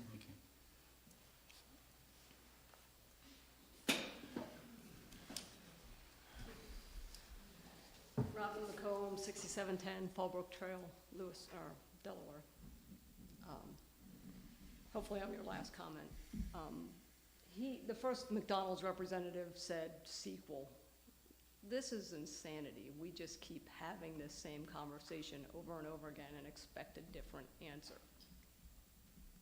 Conditional variances over and over again for monuments that are not allowed in the zoning for those properties, and that fortunately was written that way because there was a neighborhood behind there. Those lots were also supposed to be more boutique-like. Several of the businesses that have gone in there are fairly nice, and fortunately, like First Watch closes at a decent time. So the impact on the neighborhood has been minimal. But high traffic through that area is already dangerous. That is one of the most dangerous intersections. If they do pass the change of roadways, that speed limit may actually increase because there will be no lights there. So it's already very dangerous. I mean, children are getting crashed in major intersection crashes there at that intersection. The graphics, the fact that he brought up all the studies recognizes the fact that that's dangerous. A fixed sign is one thing, but when people were driving 55, and we admit it, are probably going 60, 65, and now they're trying to read a graphic that's gonna change possibly every 8 seconds, that is going to just increase, obviously, that risk in that area. Several of those other businesses, including the one immediately attached to the lot that McDonald's is on, has asked for these same variances. 13 of them were denied just for Friendship that is in the attached lot with graphics. And the reasoning again was, one, the impact to the neighborhood, and two, the danger of people driving and trying to read. They're already looking at their phones while they're driving, now they're trying to read signs as they're driving. So the danger is exceptional. And it's disheartening when I'm sitting in my house and I hear sirens and I wonder if it's my kid or my neighbor, and I'm checking to see who knows what car was crashed. So it is a high-risk area, and I'm not saying that just to be dramatic. I'm saying that for a fact. There are accidents there, and it's a high-risk area. So that's my concern with that. To answer your question, I know it wasn't directed at me about the church sign. I too have lived in the area since that, I lived here when that church was the only thing there. The church sign says the hours of their services. The sign never changes. It has, the change that they made was lights pointed at it so people could see the service times. It doesn't change. It stays the same. 7 a.m., a 9 a.m., and 11:11 a.m. is what it says. And actually, when I drive by it, I don't mind it because 11:11 brings me joy. That's one of the times of their services. So I know it's the same thing every day. They don't change that sign. So it doesn't bother me, but that's not the intent of this sign. It's not going to be a service. It's not going to be used for messaging. It may be, but that's not the intent. The intent is to up their business. They're a business. Makes sense. But really, the reason that they need to be concerned is not the sign. The sign's not going to save their business. If you read their reviews, they have comments like 20 people in the lobby, no one at the counter. They upcharged me 5 out of 5 times. They've messed up my order. Fries are always cold. It's very slow. And it's the worst McDonald's was the last review I read before I came here. So those are things to be considered by them. This sign isn't their problem. Their problem is their business. Thank you. Thank you. Any other comments?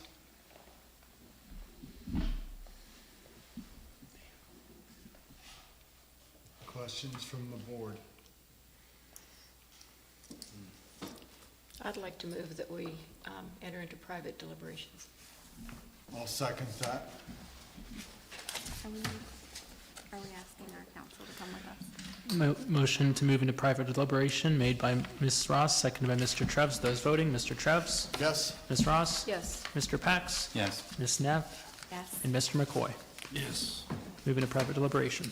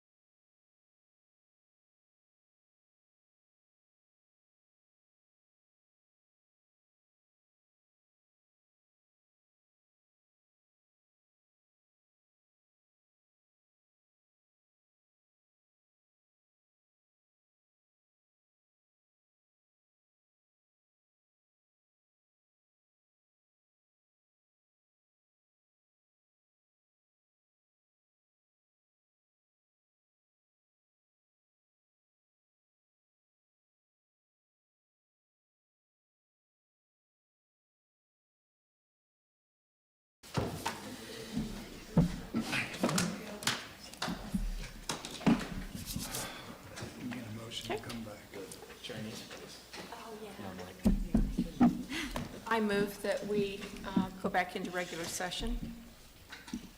I'll second. Move to return to regular session made by Ms. Ross, seconded by Mr. Trevs. Those voting, Mr. Trevs, Yes? Ms. Ross. Yes. Mr. Pax, Yes. Ms. Neff, Yes. and Mr. McCoy. Yes. After considerable discussion, the board has some serious concerns regarding the application for the EMC sign. And we want to let you know that you have the opportunity to ask for a continuance of this application.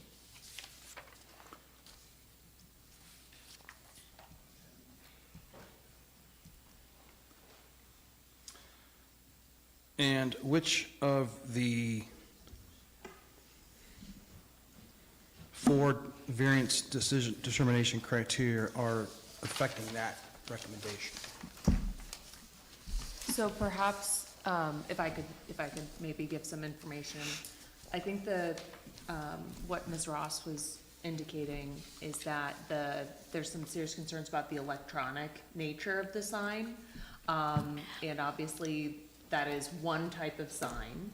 And board, please correct me if I'm wrong, are there any other features or any other type of proposals that McDonald's might be willing to put in front of the board, or revise its application? Hang on.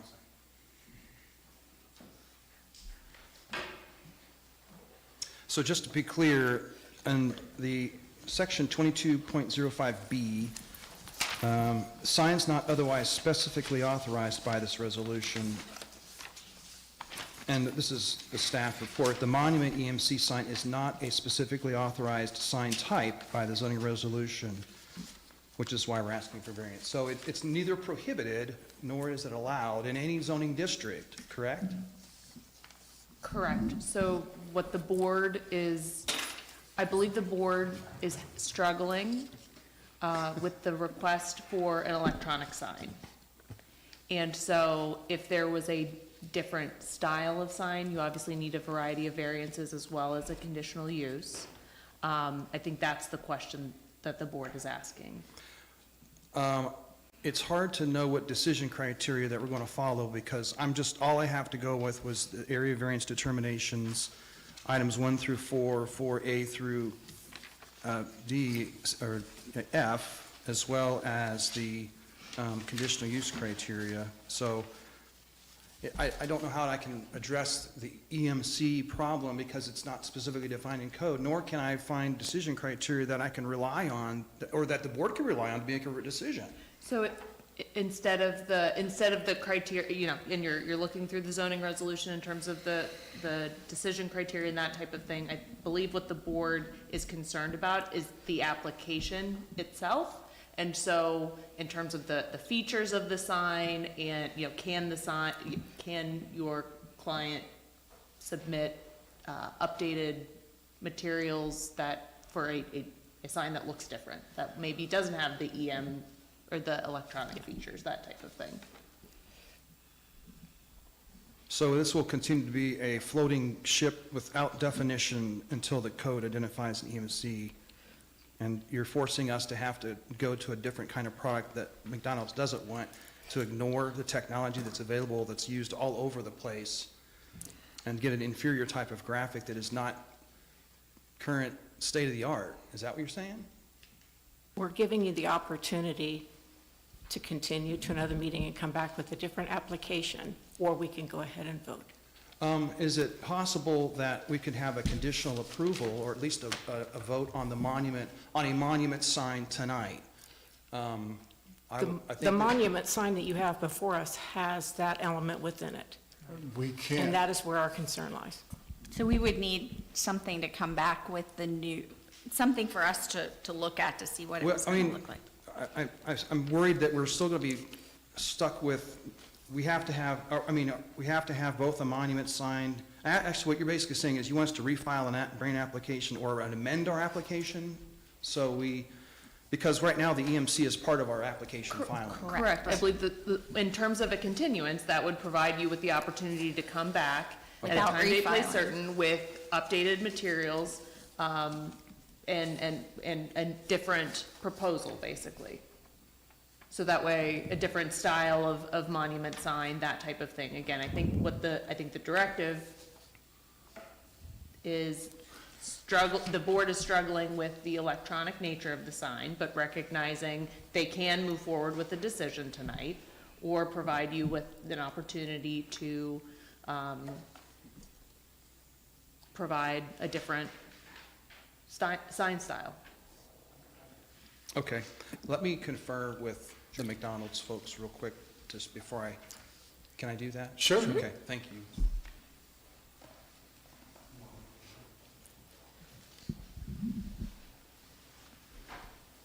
So I have, again, my name is John Thiede. Yeah, we're in session, yeah, they just, I believe public comment. Well, I know, but they're not gonna be able to hear it, is that Well, fair? that's their problem, not mine. Well, Respectfully, and I believe the board has closed public comment as well. So then why were they to give more public comment? Because you invited them up to give more public comment. They're the applicant. Applicants. But you invited them to come up when comments were closed at that point. Correct, the applicant we're talking Okay. about their application, sir, and they have the absolute right to make decisions with respect to their application. Okay, but they've made a change in telling him that he can make a change, and you're not gonna allow public comment to allowing them to make that change. No, they can No. come back with it, they can they'll come come back. back. Make a change and have a continuance on this So, then you correct, have and public so comment. at that Then- point, in the event this applicant comes back and says that they would like a continuance, and if they amend their material, let me finish, please, sir, thank you. At that point, if the board continues the application and the applicant comes back with updated materials, there will be another opportunity and another round for public comment and that type of thing. Right, but you've already rung the bell, okay, that you can't unring, let me finish, okay, as well. You're ringing a bell to say, hey, you come back to us with a different application, okay, or a change to your application, okay? And we're not allowed to make a comment about. Correct. You need to make a decision on Correct. this application. Correct. As stated, as written, and make it yay or nay, is what my feelings are. No, that's okay, those are your feelings, but that is not correct. And again, the board has the authority to have discussions with the applicant and make requests of the applicant and make decisions with conditions and that type of thing. So, hear your opinion, understand, but, again, the board has closed public Again, comment. it's just, let's shut up the citizens and not let them have any No, comment. no. No, the Not at all. citizens are I'm sorry, always that- going to have a chance if they come back. Kelvin, it doesn't. The board went out on private to talk, came back in, and you made decisions back there to come and. No, tell they them- did not We make did it. not we did make not. any decisions. Let me please finish what I'm saying, and then you can comment back to it. My feelings, because it was in a private setting, not in a public setting, I don't know what was said. That's a problem one for me, okay? Okay. Two, is that when the first thing it's come out here is that applicant, are you willing to make a change to your application? Because we're not comfortable with the electronic sign. That's what exactly was said. It's leading them to give them saying, you go and change it, then we might be given more of an approval. We And I have a to problem say with that. No, we would something consider, before we vote, because just like we after we consider yes or vote, no. we can't offer that piece. We're the following the continuance. process that's put forth in the quasi judicial. I said, Zoning. we're following a process that's given to us. And this has been followed before as well. We've had continuances on a pretty recurrent basis, It so. happens very often. And I think even meetings that you've been to before. I've seen continuances, Yep. right, I agree with that, but never have I ever seen the board goes with the lawyer outside and have a discussion about the particular. We do it We've done allowed that to do all the time. Multiple times. I've been, the number of times that I've been here over the last 10 years, that's never occurred. It happens pretty I'm often. sorry. it's within the law. You know, All we've right. done that, we've done that. We can't make any comments, we might as well leave. The public, it doesn't matter what the public says. I would beg to differ. We are in a democracy, and I appreciate the due process that we are going through. Again, Chris Rose acting on behalf with no financial investment here. I am just giving you guys education. Speaking with my constituents and the board, we would certainly be open to having a continuance on the said variance applications. We would like definition on what the amended changeable copy sign would look like from your perspective. We cannot design it for you, nor give you a lot of any direction in that. We're a judicial, and so you bring us something, we react to it, and that's how it goes. Am I correct? Can we give him Yeah. feedback on our concerns? Yeah, I would give, Yeah. That's what in we- terms of feedback on that's concerns, but what obviously the he's board cannot provide directive with, if you come back with this, then this happens. But absolutely, in terms of feedback, absolutely. Yeah, and I mean, sometimes someone is out on vacation, you're not gonna get these same people. So Yeah. what we give you as feedback is no guarantee that anything's gonna be Fully approved. understood, we're all here. I will say personally, there were some concerns about the digital nature of the sign. The size of it is much more acceptable than the last version that we looked at that was 9 feet or whatever. But I think most of the concern from the board was around the digital nature of the sign. My concern is that the digital sign would be a detriment to the area because it substantially alters how that area looks. Because of the changeable nature of the digital sign? In my Because of case, what it yes. is. And if hypothetically speaking, the changeable nature of the sign was very much limited and dictated by your discretion, would that be something that possibly would be considered in a future application? I'm asking this in layman's terms because if a church sign has a changeable copy and they can go out there and have a gentleman change their service times, let's just say every 5 seconds, if someone's out there spinning a sign and doing what they want to, I'm just saying that they're as our world progresses, and I grew up with a phone that I dialed, right? It doesn't exist anymore. My son's not gonna have a rotary phone. If a message is displayed statically for 30 minutes, 3 days, regardless of the time, you're still seeing a static message on the sign, regardless if it's a plastic letter or it's a digital representation of that.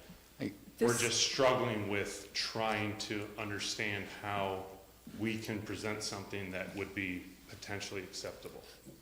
One thing, we have a hole in the sense that this is not in our current code. The new code is coming, but it's not here yet. And even if it gets here, I don't know how that would affect this type of electronic sign. That the trustees have to approve the zoning, and that is up here about 9 pay grades above me. So, public comment for the new code and all that could change until we get it, what's the word, ratified? Ratified, adopted. Adopted. And yes, I work in this digital technology daily, hourly, so I am used to it. But no, the code isn't up to it, and I'm not sure it's going to be up to it. And if it is, we've got to have a lot more input from the people that live in the area. Fully understood.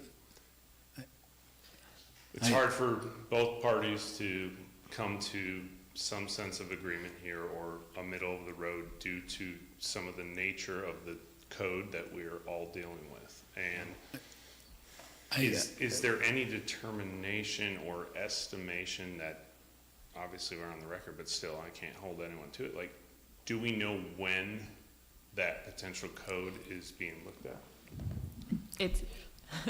It's gonna be some time. I know that the zoning commission, currently it's at the zoning commission level, and they're working through it as soon as possible. Hopefully it will get to the trustees soon, but there's just a lot of revisions and rounds and a lot of public feedback, and so there's just no way of estimating when that would be in place. And I can't, and as Kelvin said, I can't speak to what the current draft says about electronic signs, and certainly wouldn't know in the future. Yeah, so I can offer no hope there.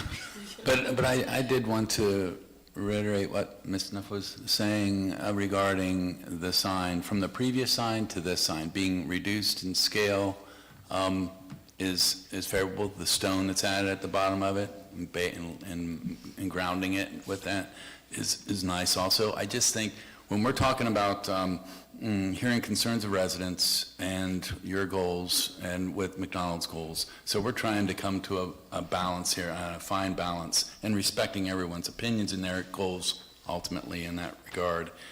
But the EMC basically not being a static sign, to me, that when we're talking about just the character along that corridor, and there is a difference, there is just a palpable difference between a sign that has motion and movement to it versus a static sign, that those that are driving along are going to see it. It's just different. And actually, just the electronic nature of it is completely different.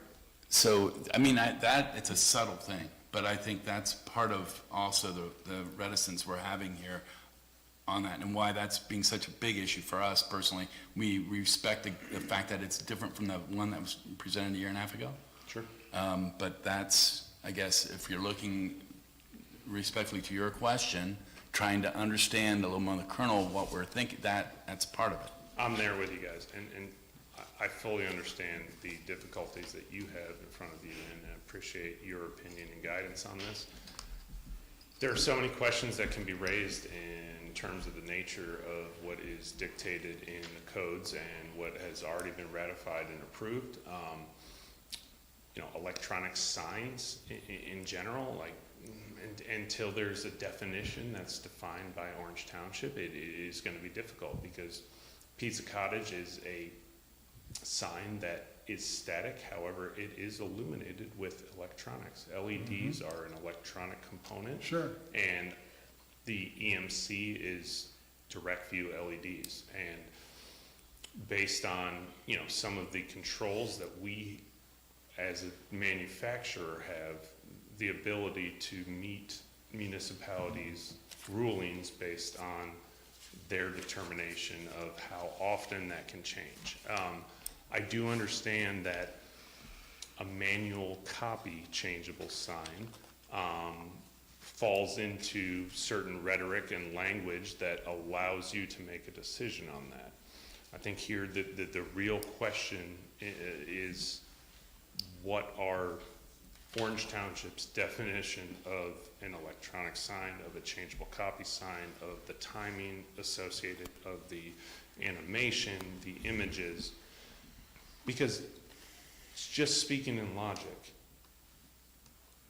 even if it's an electronic display and it's displaying a static image for a certain amount of time, I would propose that that is a static sign that is not being changed, and that's where the gray area is. And I appreciate your guys' consideration, and that's my 2 cents. I'll let you. And we appreciate, we're not giving you specifics. We can't give you specifics.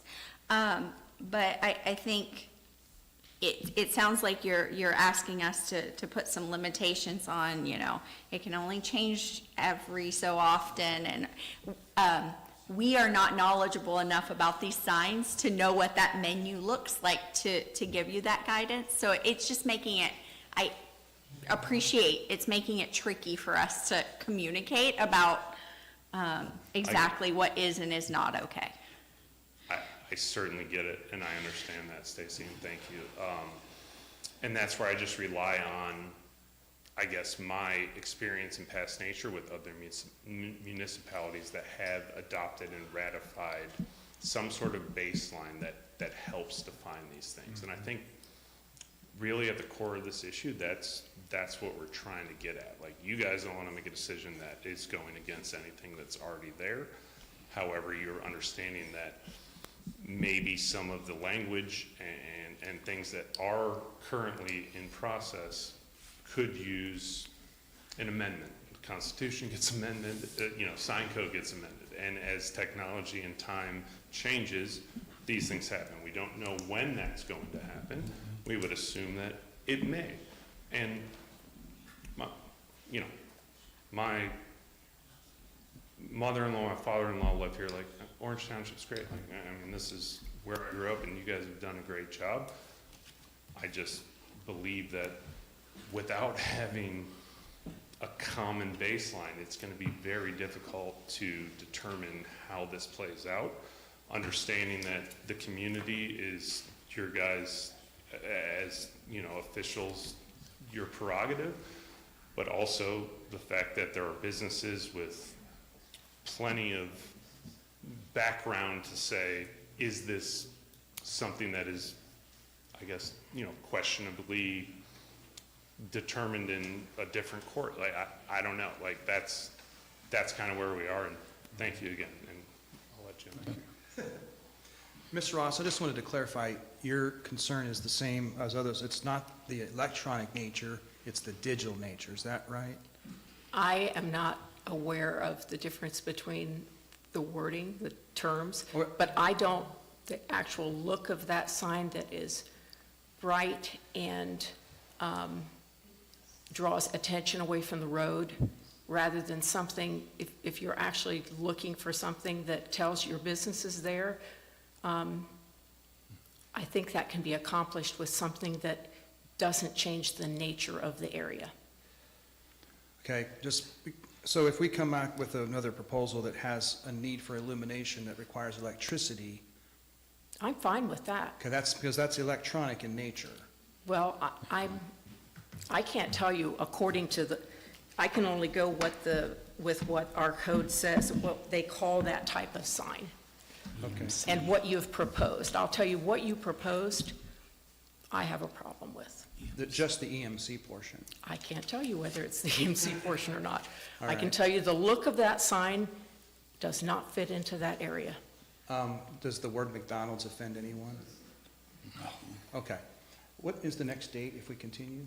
That'd be May 15th, and same room, 6 o'clock start, so that's Thursday, May 15th.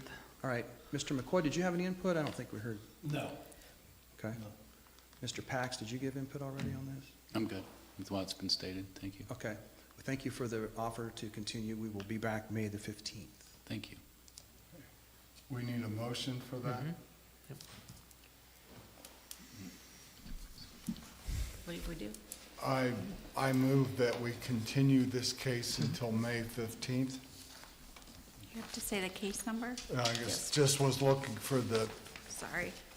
piece. Is it case, oh, sorry, There it is. you got it. Yeah, VACU 25-04 until May 15th. A second. Motion to continue the application to May 15th, made by Mr. Trevs, seconded by Ms. Ross. Those voting? Mr. Trevs? Yes? Ms. Ross? Yes. Mr. Pax? Yes. Ms. Neff? Yes. And Mr. McCoy? Yes. Okay. Do you mind if I get some more water No. before we start? So now we're gonna move into training. Yes. Okay. I just say, we have some business to approve minutes and go into training. You're all welcome to stay. However, I don't think you'll be entertained. That was done first. I'm not sure who that was. I am? I started out the board in Pickaway, and I know we had divergences in the code, and we loved them as a planning, as a BZA. We didn't have, we couldn't, or the planning commission had divergences. Yeah. The BZA had variances. Variances, yeah. They loved having, I felt like they had the power and had the divergence. Thank you. Thank you. Yeah, you too. All right, thank you. Thank you.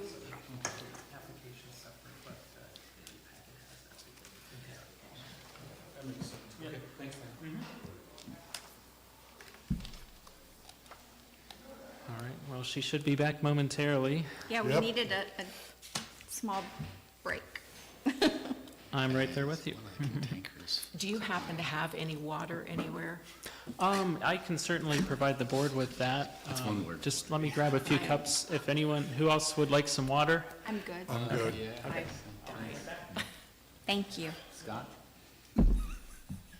That went well. We're still on the record, right? I just wanted to make sure. Yes. Just so you're aware, there was a gentleman who gave some comment, and as I was walking out, he was like, I don't want to interrupt the board, but, please tell them that I'm so, that we residents say thank you, and we appreciate the hard work you're doing, and, Oh. so just wanted, and he was like, I didn't want to interrupt, but I was like, I will be sure to pass along the message. Thank you. Thank you. It's just a cantankerous. There are people like that. Yeah, they are. It's just unfortunate. You can have a I know the last time I was out here, you guys had, it was like training part 1, it was like, well, you guys have been after it for over 2.5 hours. I know, And and now we've done it again. And you know what? Last time our meeting was like 20 minutes. You are kidding. No, our last meeting was No. like, It was like, why did we bother? We were out I here was before the car turned off. Well, the applicant was here and no one else. Oh my That was it. I Yeah. think I was back home by like 6:20 or You're like, 6, did your- definitely by Maybe 6:30. canceled. I'm sorry, Okay, I'm so funny. thirsty. Appreciate that. So funny. All right, well, I will, again, I know you guys have been here for almost 2 hours, and I know this is part 2. I do think that this is a good 2 hours and 40 minutes. Oh, yeah. We're not on hour 2, we're going on hour 3. We're going on hour 3. And, well, I also will, I'm assuming you guys want me to come for next month. Do you guys have anything on the calendar for next month? It's likely we will have one. Just this one or something else? Oh, in addition to this one. In addition to this one? Okay, well, maybe we can just do some mini, Okay. if that's okay with you. We'll That's make- okay, yeah. We'll make that one second again. Can we do that? I would imagine Or we have to ask the applicant? that may, like tonight, with the 2 applicants, it may come down to them being agreeable to switching Okay. the order, but technically they would be the one ahead because they were continued first. Okay. Yep. What I would say is it's usually in the discretion of, People in who terms of your agenda, you have control. If you've got practice procedure, then obviously that's one thing, but, just something to keep in mind in the future. So if that would, my thought. So mini My thought would trainings? be a little bit today, and then we can kind of finish up some things. So there are some things that I do want to, walk through with you. And this goes into, where we kind of left off in terms of decision-making and hearing evidence and testimony and that type of thing. Give me just a second. And what I would encourage, hold on, sorry, I'm like re-racking my brain a little bit, so bear problem. with me. And do you folks have the BZA training materials in front of you I didn't again? bring mine. Okay, I'm that's so okay. sorry. All right, we've got a few my overachievers, and that's okay. I just wanted to make sure if you guys have, Because I never remove anything from my car. there you go. Oh, jeez. Stays in the same place, in the same place. So I'm gonna focus chicken box in there, too. on the hearing and decision-making. So, and I know that I'm gonna, in terms of the format of the hearing, you folks do a great job, so I'm just gonna touch on that and not focus on that, but you know that folks need to be sworn in.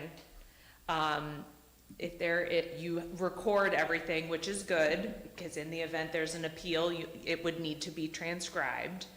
I know that staff, if they think that there's something where, there's a possibility that your decision might get sent to court, staff will arrange for a court reporter to be here. And to confirm, we will have this meeting still transcribed. We will provide them with a recording. They regrettably couldn't make it based on a conflict. Oh, okay. Because we I usually wondered, have I was like, them. I thought you Correct. normally have one. So again, 9 times out of 10, you have a court reporter, which is fantastic. You make sure everyone is sworn in, which is great. One thing that is different than at the zoning commission level and the trustee level, what their processes do and what's different from yours, people here have to testify. They have to provide evidence. And technically, the only people who have standing to actually testify are people who are directly adjacent to the property or those who are, quote, parties in interest. And who's a party in interest? It's someone who may suffer a unique harm by virtue of the application. And what we tell clients like yourselves is, I have no idea how you figure that out in the middle of a hearing. And so what I will say is let people testify, and because the risk is if you say, no, you can't testify, and someone did have a unique harm that you just didn't know about or that type of thing, that person has standing to appeal your decision to common pleas. And so our advice is let people give sworn testimony. More often than not, it's not true testimony, it's opinion. They're not testifying, they're lobbying like they would at the zoning commission level or the trustee level. But that's something to keep in mind, that they should be providing testimony, evidence. One thing that gets tossed around a lot is, again, in terms of, you hear a lot of the same arguments at the zoning commission and trustee level as well as here. People talk about schools and property values and that type of thing, but those are really opinions. That unless someone says, listen, I couldn't sell my house because of X, Y, and Z, someone who, really concrete information, not just opinion. And obviously sometimes opinions are correct, but that's just something to keep in mind in terms of what information you're provided, how do you give it due weight and appropriate consideration. Are there bounds about, like, what they can say, like tonight when they were giving the McDonald's reviews and stuff? I mean, is there at any time that we should be like, rein it in a little bit? So, and that's always such a fine line. Okay. And in a when you've got 200 people in a room and it's like, look guys, we gotta keep moving. There are a few strategies I'd suggest in terms of crowd management. One, always make sure, and you guys, I know you guys do a good job of this, but making sure that the person providing testimony is talking it to the board and not trying to have a conversation with the applicant. Just so you're aware, I know your trustees have started basically like, all right, resident, tell us what question you want, we'll write that down and we will ask that of the applicant. It's different because you're acting in a judicial role, but that's a newer strategy that I've seen them start doing, and I'm like, that's a great way of, as I say, crowd control, of talk to the board will consider, and then when the applicant comes back up, if they need to rehash that, that's appropriate. But that's a good way of making sure comments are directed to the board. You can't, or we would not recommend us putting time limits on, for the reason that, again, if I'm a party in interest and I've got a lot of information to tell you, you cutting me off on a time limit could be a due process issue. That being said, crowd control, if you've got a lot of people and they keep kind of harping on the same things, or if, again, and you know how to read the room, if you anticipate, you've got to 200 people in this place, at the beginning of the hearing, say, listen, we've got a lot of folks here. If you start to hear the same arguments, we encourage you just to say, I agree with my neighbor, or this is the same thing, so that way, just to try to move things along. I've also had boards say, does anyone have anything new to provide? When people start to get off topic, again, sometimes people can get far afield, and bringing them back by saying, you know, let's bring it back to the application, and, you know, your concerns may be valid, and there may be something else going on, but trying to steer it back to the application. Would it be appropriate, like tonight, finally, the people sat, and it was finally their time to speak, and then the applicant is interrupting them, and it kind of, is it appropriate to ask them to wait and answer all the questions when everybody from the public is done? Absolutely, and if,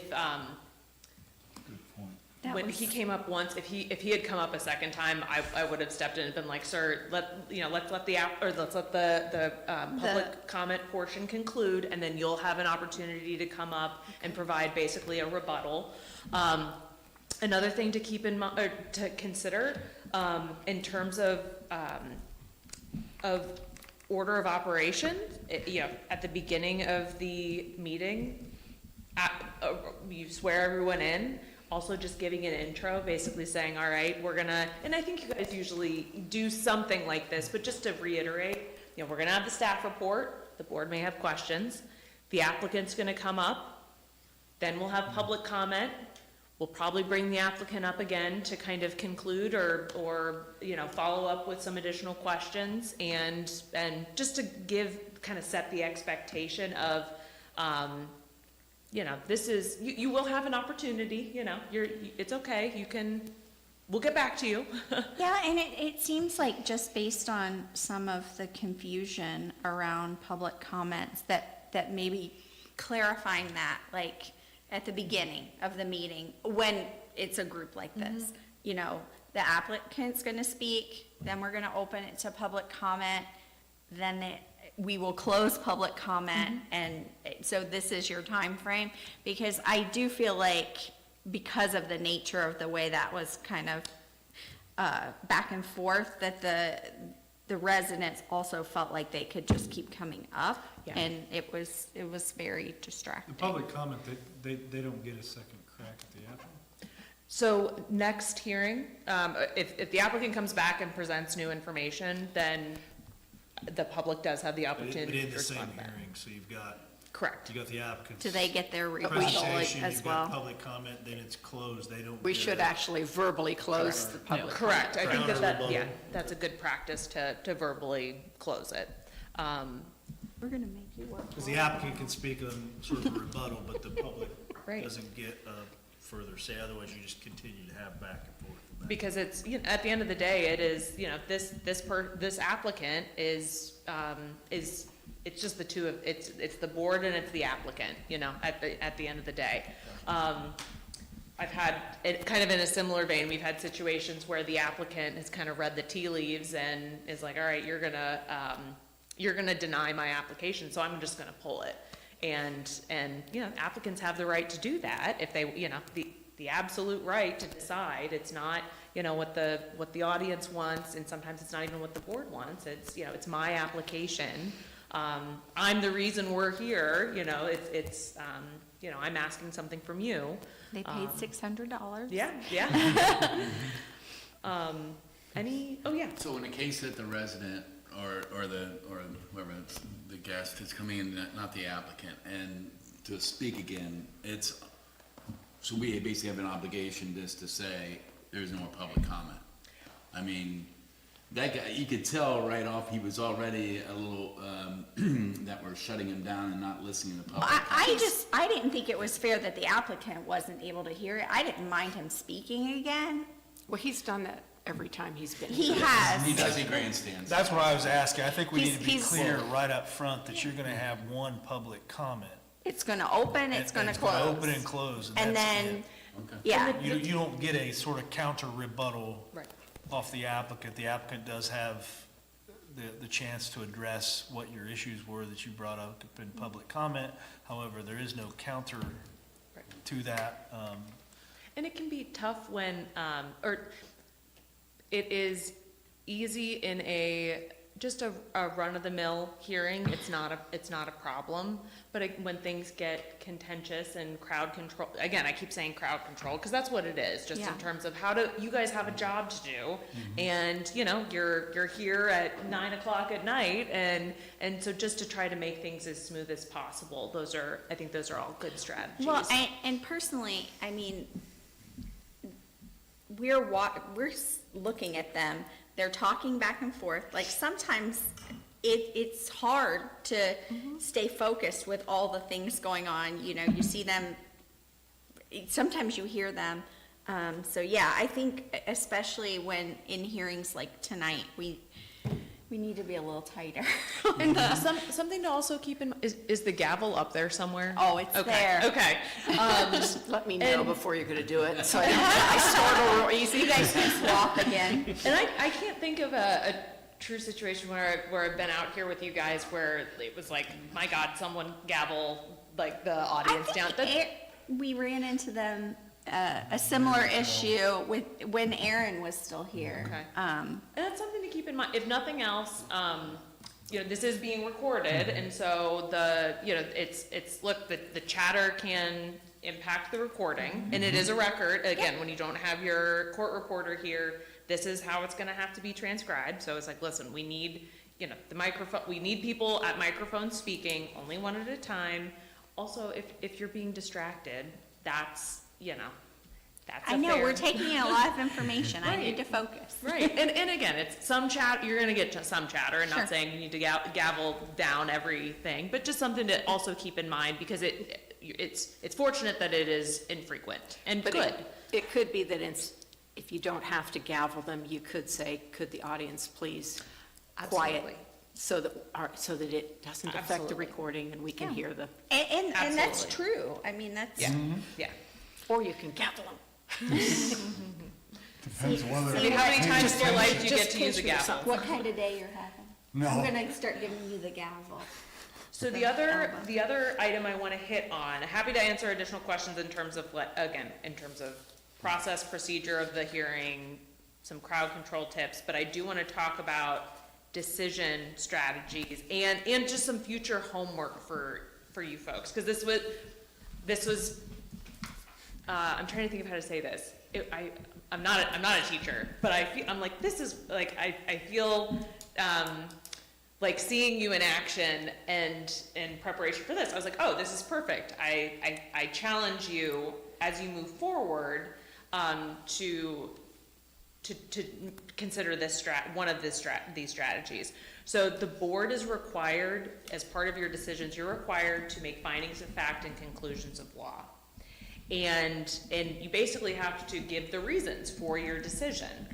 And, again, what are the facts and the evidence that you considered as part of making the motion to approve or deny an application?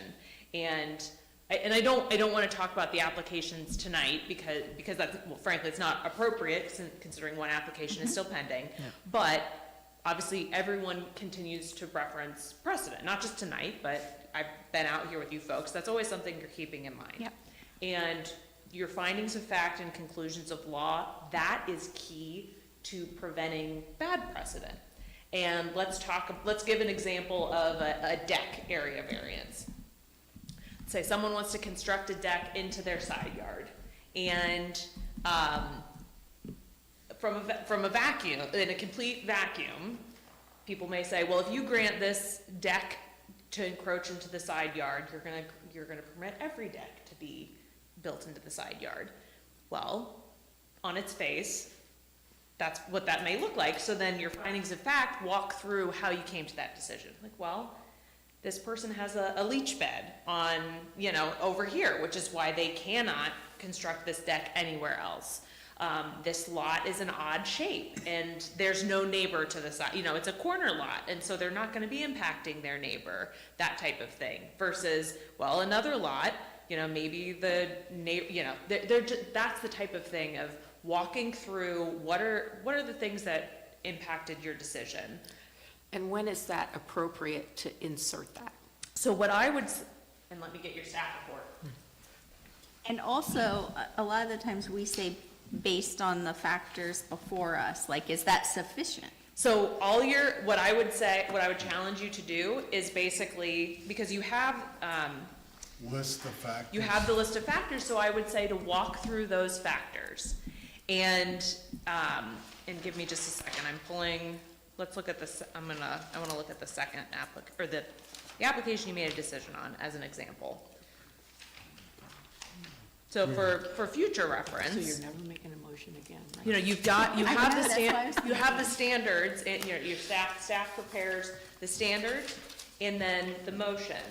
And so even if it's approval or denial, I would encourage you to walk through the standards and say, for a conditional use, that it's in fact a conditional use established under the district regulations or elsewhere in the zoning resolution. Well, a home occupation, that's a conditional, well, yep, that is something, a home occupation in a residential district, that's something that's permitted. And just start to walk through those factors. You don't have to hit, well, it depends on the standard itself, but in general, for an area variance, you don't have to hit all of the standards. Conditional uses, it depends. Use variances, you absolutely have to hit all of those standards, but you guys shouldn't see too many use variances. But so what I would encourage you to do is to walk through those standards, or walk through, and then at that point, say, based on these factors, I move to approve, deny. Just so that way, it's basically, showing your work, and if anyone were to say, well, why did someone get this? I want this. Can I get this somehow? And it's like, well, the decision and the findings of fact should help walk through your reasoning and that type of thing. So you would do that whether it's an approval or a denial? Yeah. Either way. And can you just, if you go with the conditional use, the one that we approved, I can give it to you if you want. Oh, I've got it right here, Tell me what that motion would look like if we were going to approve it. So, and because I don't want to walk through like the application that you, let's say, something like let's that. say you've got a home occupation. And I know you guys have had home occupations before. So what that might look like, and I want to give an example of, it's a home occupation that is a flower business. Sure, why not? I don't know. Proposed use is such a nature designed to be constructed, operated, maintained in such a manner so as to be harmonious, appropriate with the existing and intended character of the vicinity, and that such use will not change the essential character of the same area. So let's say a flower shop, again, a home occupation that does flowers. Well, they're not gonna, they don't have signage, they don't have customers coming in and out, there may be some deliveries, and based on that, the board believes that this application has met those factors. The proposed use won't be hazardous or disturbing to existing or future neighboring uses. It's in a residential district, the proposed hours are between this and that. Again, they don't anticipate much traffic coming in, foot traffic, that sort of thing. So based on that, we believe the factor has been met. And just kind of walk through that way. There's no real magic to it. But at least just starting to think that through. And sometimes it just is what's clearly there. The example for area variance, so often, the area variance, one of the factors is, will it have an impact on governmental services? I feel like 99% of the time the answer is no, it's not going to impact government. And so you can just say, we do not believe the variance will impact governmental services, and just leave it at that. So we can actually use that, we believe, so. Correct, yep. And it can be, there's a balance between just, I feel like it can be easy to just read the factors out loud and say you've met them. and I get that and understand that, and sometimes when, again, if it's not contentious, I understand that, I get it. But really plugging in the facts where you can, that's, an ounce of prevention is worth a pound of cure. It's just really, I think, gonna Okay. help you guys. So what if, because we're 5 independent decision makers, so Sue goes through and, says her piece, and I want to second it, and I'm agreeing with Sue, but I don't agree with all of her assessment. Like, should I? So, and that's a tough balance. Okay. What I would say is, in terms of, I think that's important as part of the board discussion. Okay. And something to also maybe consider. I have some boards where they will, they basically dismiss the applicant and the public, and they're basically like, all right, thank you for all the information. Now the board is gonna have a discussion. And the board In will- session. You can do that, obviously, if there are some, and if there are contentious things, you guys did, you could go into private deliberations every application, but that's not necessary. But you could have a similar discussion. Could it also be that, there is a period of time after the motion's made where there can be questions on the motion? Could we discuss it at that point where she says, well, I think that 60% is substantial? I said that 60% isn't substantial, and she said, no, according to our things, it is. I believe it is substantial, but I think that that is a good opportunity for it. The only concern is making sure that it's clear for the record where it lands. What is the actual finding of fact? Where does everyone agree? So maybe we should do that before. And so the I motion. think that's where it comes to the earlier on, But if they were going to vote in the affirmative on the motion, it really doesn't matter whether they agree with everything. Yes, that's true. Right. Yeah, well, and that's the thing, is like, it would be more important if we had disagreed. Yeah. But, yeah, I'm just trying to think of like, Yeah. how much information do we need on the record? Yeah, and it is difficult. And again, I don't know how to, again, you could go into private deliberations every time, which is not, nobody wants to do that. I just say vote against it if you don't think it's. That's very true as well. That's very true as well. And if you vote against it, you could probably give Give your reason. your Yeah, yeah. specific reasoning of a factor that you disagree with maybe what was presented. So as each person votes, they can provide a little bit of feedback. Well, and perhaps another strategy would be, walking through the findings of fact, giving the motion, and then at that point, the discussion portion, saying, well, like, I don't know that I agree with this finding of fact, and that finding of fact could be withdrawn as part of the motion.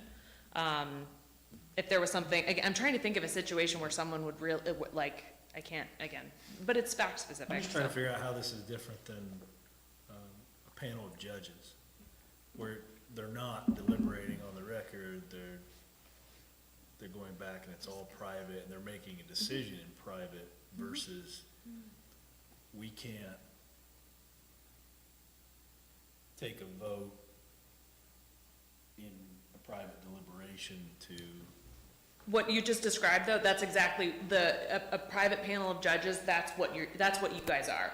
So, and the private, I'm trying to see if there's Yeah. a difference there. 'Cause- No, and I don't think that there. Because I you would think come that to a there is. consent, you would, the thing about the private deliberations, and I've been here a very short time, is you go back, and it's been reiterated the 2 times that we've gone in private deliberations since I've been here, that you're not taking a vote, you're not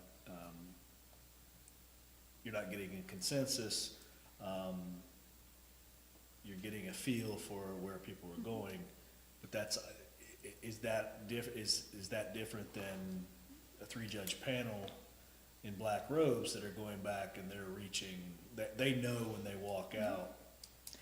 It's exactly the same, because the panel of judges, they don't officially take action behind closed doors, but you're exactly right that they come out knowing this is what the action's going to be, this is why we're rendering this decision.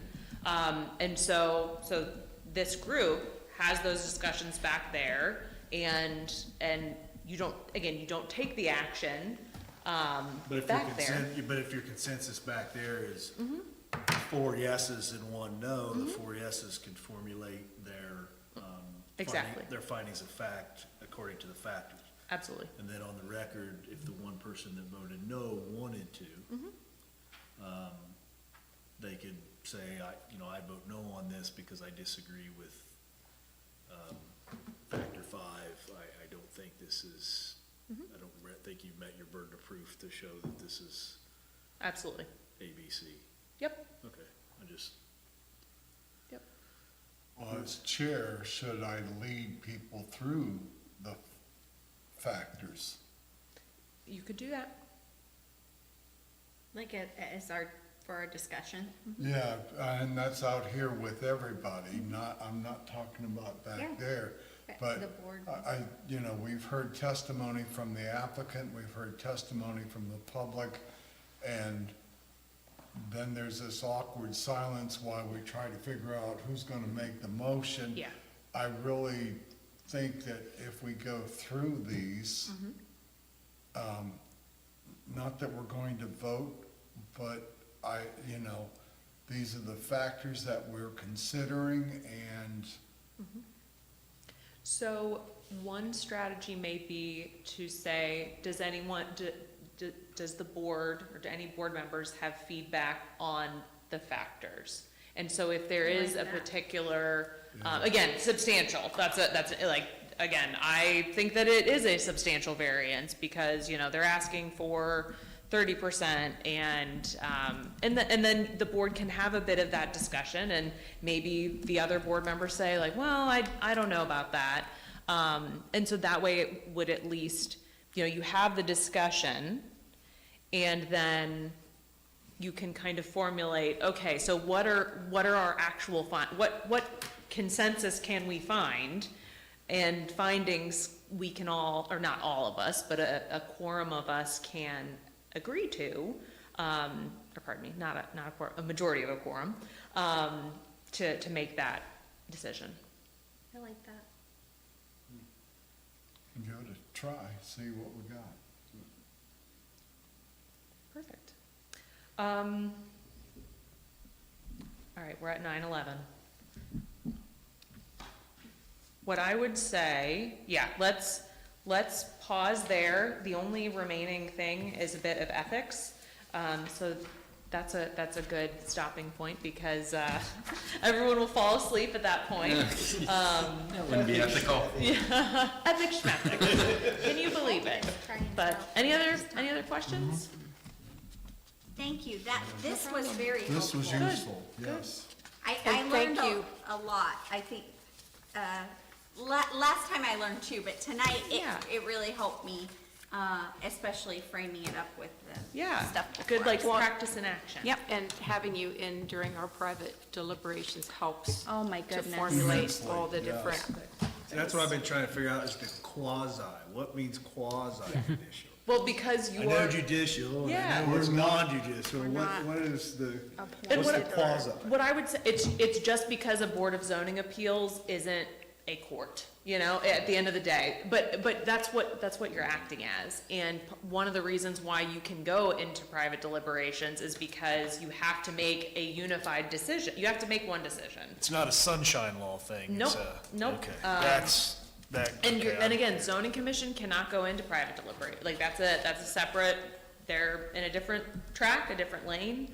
But yeah, well. Makes to all be- more to sense be to me con- now. To be continued for part 3. Thank you. But that's okay, 'cause I mean, that works out well, so. All right.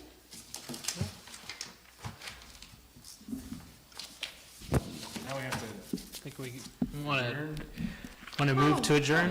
yeah, hang on. I do have one more bit of feedback. I'm so sorry, it'll be very quick. In terms of testimony, And with comments that come in, with emails that get sent in, I know you guys put those in the record, and I think we've had this discussion before. Because unless those people actually show up to provide you with testimony, it is risky to, I would not recommend basing your decision on comments that are submitted. Because, again, it's not sworn testimony. You also can't, the applicant can't cross-examine an email.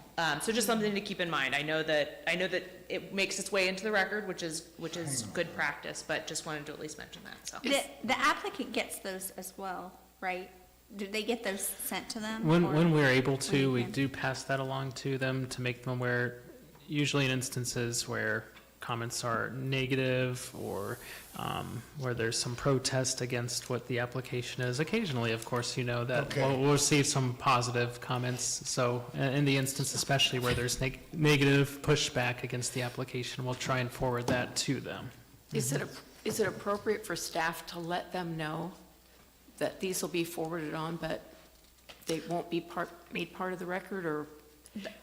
It just, I think they can't be considered as testimony, because maybe they'll come in and give testimony.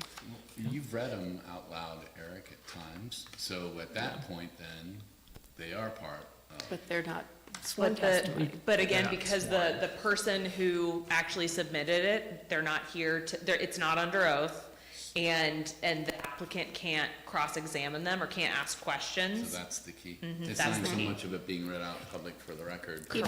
Even if you said, in order for it to be considered testimony, you'd have to be here and sworn and be able to answer questions, so. Yep.